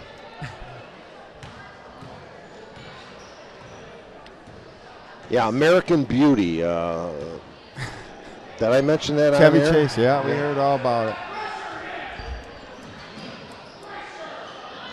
And here's the bomb from Verkey, the quick release, but no. Yeah, he gets rid of it real quick. He's got a really nice stroke. Oh, travel called. Let me ask Matt, obviously, in all seriousness, the Verkeys hugely successful in the annals of Seneca Falls sports. Are there more Verkeys on their way? I know you have a couple young girls, but there's the next Verkey coming up through. Devin's a freshman, so we're going to see him for the next 3 years, and then there's going to be some girls are coming up. Dennis's youngest is Mackenzie, who's a sixth grader in Corzy's daughter's grade. Took him to the Dome last night to watch the Syracuse girls play that travel team. They're a great bunch of girls. I had a lot of fun with them, and very respectful, nice kids. I think they enjoyed themselves. And another travel. Well, this game has been decided, I would say, in the first half of the third quarter. And yeah, Waterloo still has only 10 points for the half with 3 to go here. And it's, you know, we harped on it at the beginning. Waterloo struggles to take care of the ball, and they struggle to score. And that was very apparent here tonight. And we said, even though when they were down 22-16, 24-16, pretty tough to win games scoring 16 points and a half. But there's a bomb, and that trifecta is good. I bet you they've shot 43 by pointers. Mateo. Seems like I it. think it's the only thing they have shot tonight is 3-pointers, outside of a couple Deming baskets. Bishop. Well, they're emulating Duke in this respect, fellas. According to my less than official stats, they have 5 3-point field goals. That's 15. And they have 5 2-point field goals. That's 10. Right on target. And 2 foul shots. Nice job over there, Dave. Except there is one problem to that. That only adds up to 27. Well, we missed the 2. We did miss that 2, but that was a the 2. 2-point field goal. I'm gonna not give sure that, who it was. I'm going to get that field goal to that Joe fella, Spazzato. It'd be his first field goal ever. It's a good thing he doesn't know how to use the internet because we're pounding on him tonight. Jared Coffey got in the scoring. He'll get a column kick with out of free it, I'm throw. sure. Yeah, he's a good sport.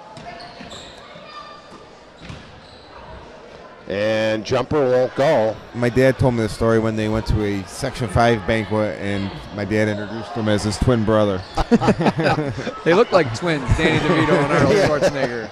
It's a good call. This is a crowd favorite here for Minders. This is Rory Orlando, number 12. He's checked into the game. And a lot of people talk about what a great kid this is. Now, how do you say his first name? Rory.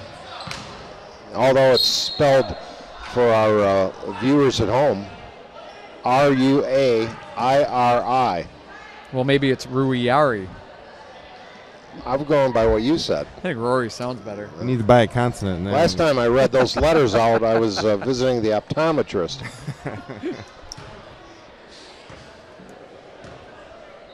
And second foul shot attempt coming up for Evan Yells. Not sure if we've mentioned Josh Tavano's checked in the game for Waterloo as well. And Jake Andrews, number 3. Big Jake Andrews. There's that soft roll that Matt always used to get. Friendly rims here. These are new rims, though. The last couple of years, I think they were just put in. I missed the old ones. I didn't. When did they get the new glass backboards on the sides? Those were new with this project.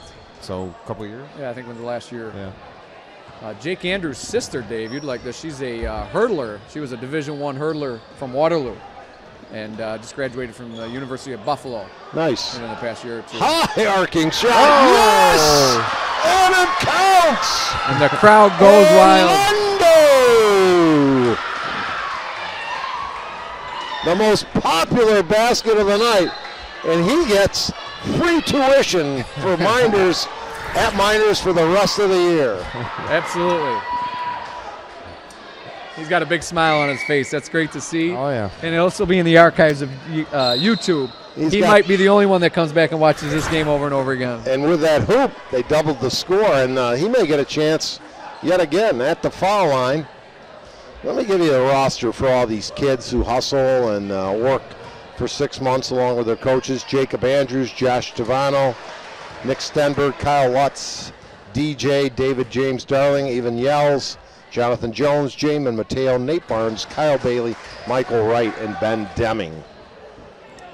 And that was Tavano, I believe, with the 2 free throws for the Tribe. Let's see if Orlando gets another try here. They're looking inside. The big guy, turnaround jumper, short, rebound, yes! And that was Jared Coffey, 4 points in the game. Who's out there? Stop and pop, no. Rebound inside, no.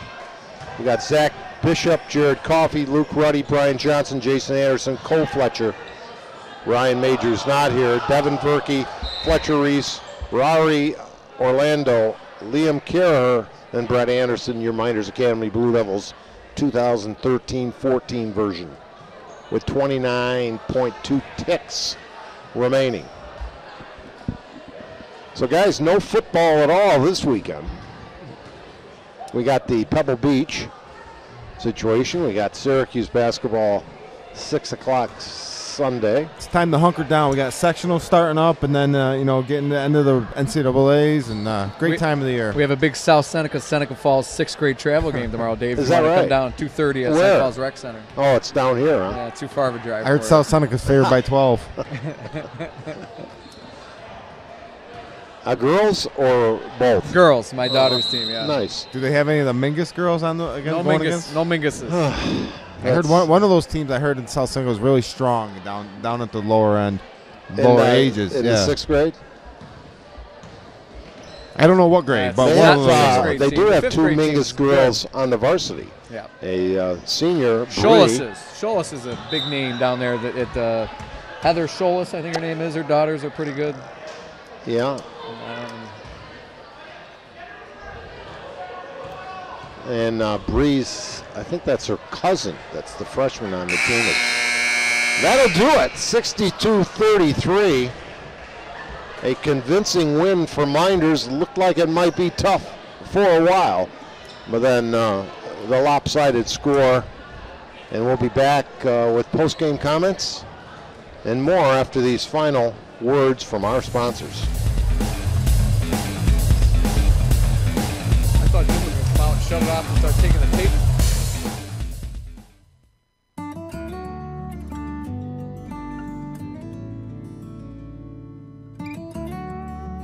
We hold on to the things that really matter. Welcome to Generations Bank.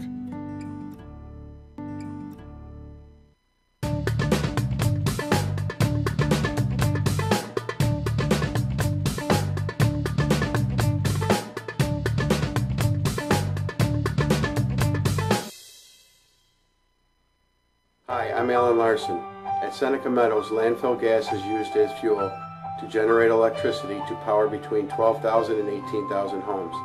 And because this fuel is burned at high temperature, it doesn't go into the atmosphere. To learn more, watch our videos at senecameadows.com.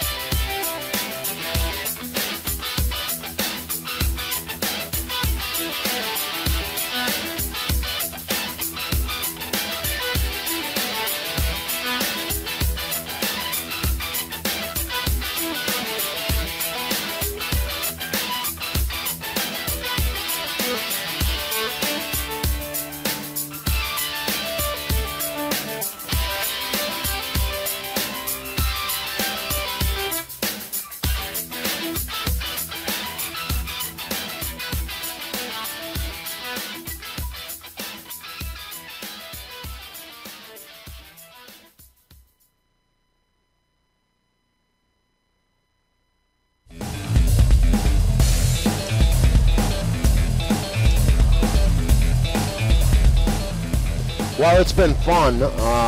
We would have liked to have seen more closely competitive games. Even the first game, a 54-38 victory by the Waterloo Lady Indians over Mynderse, 54-38. Not as close as the final score may have indicated.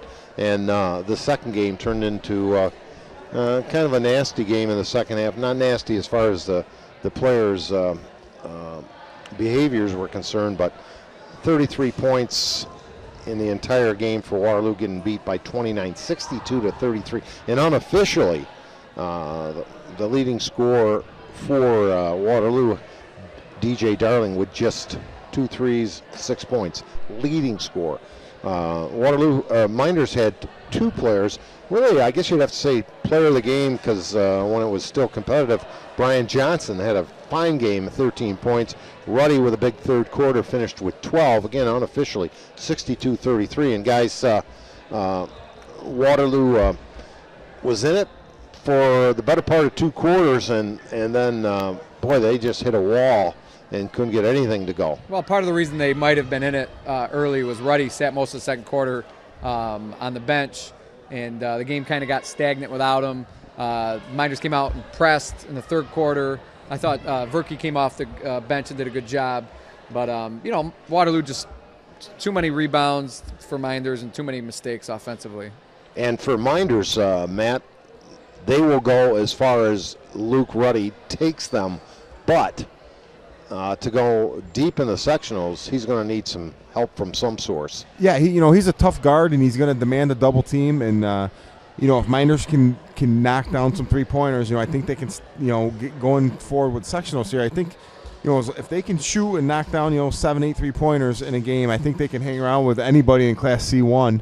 I'm not sure exactly. Luke's going to be a tough guard for any of those teams in C1. So he's, like I said, he's going to get double teamed, but he's going to kick it out, and Mynderse just got to shoot the ball well. They got to take care of the ball. Jason Anderson's been doing a pretty good job of that lately.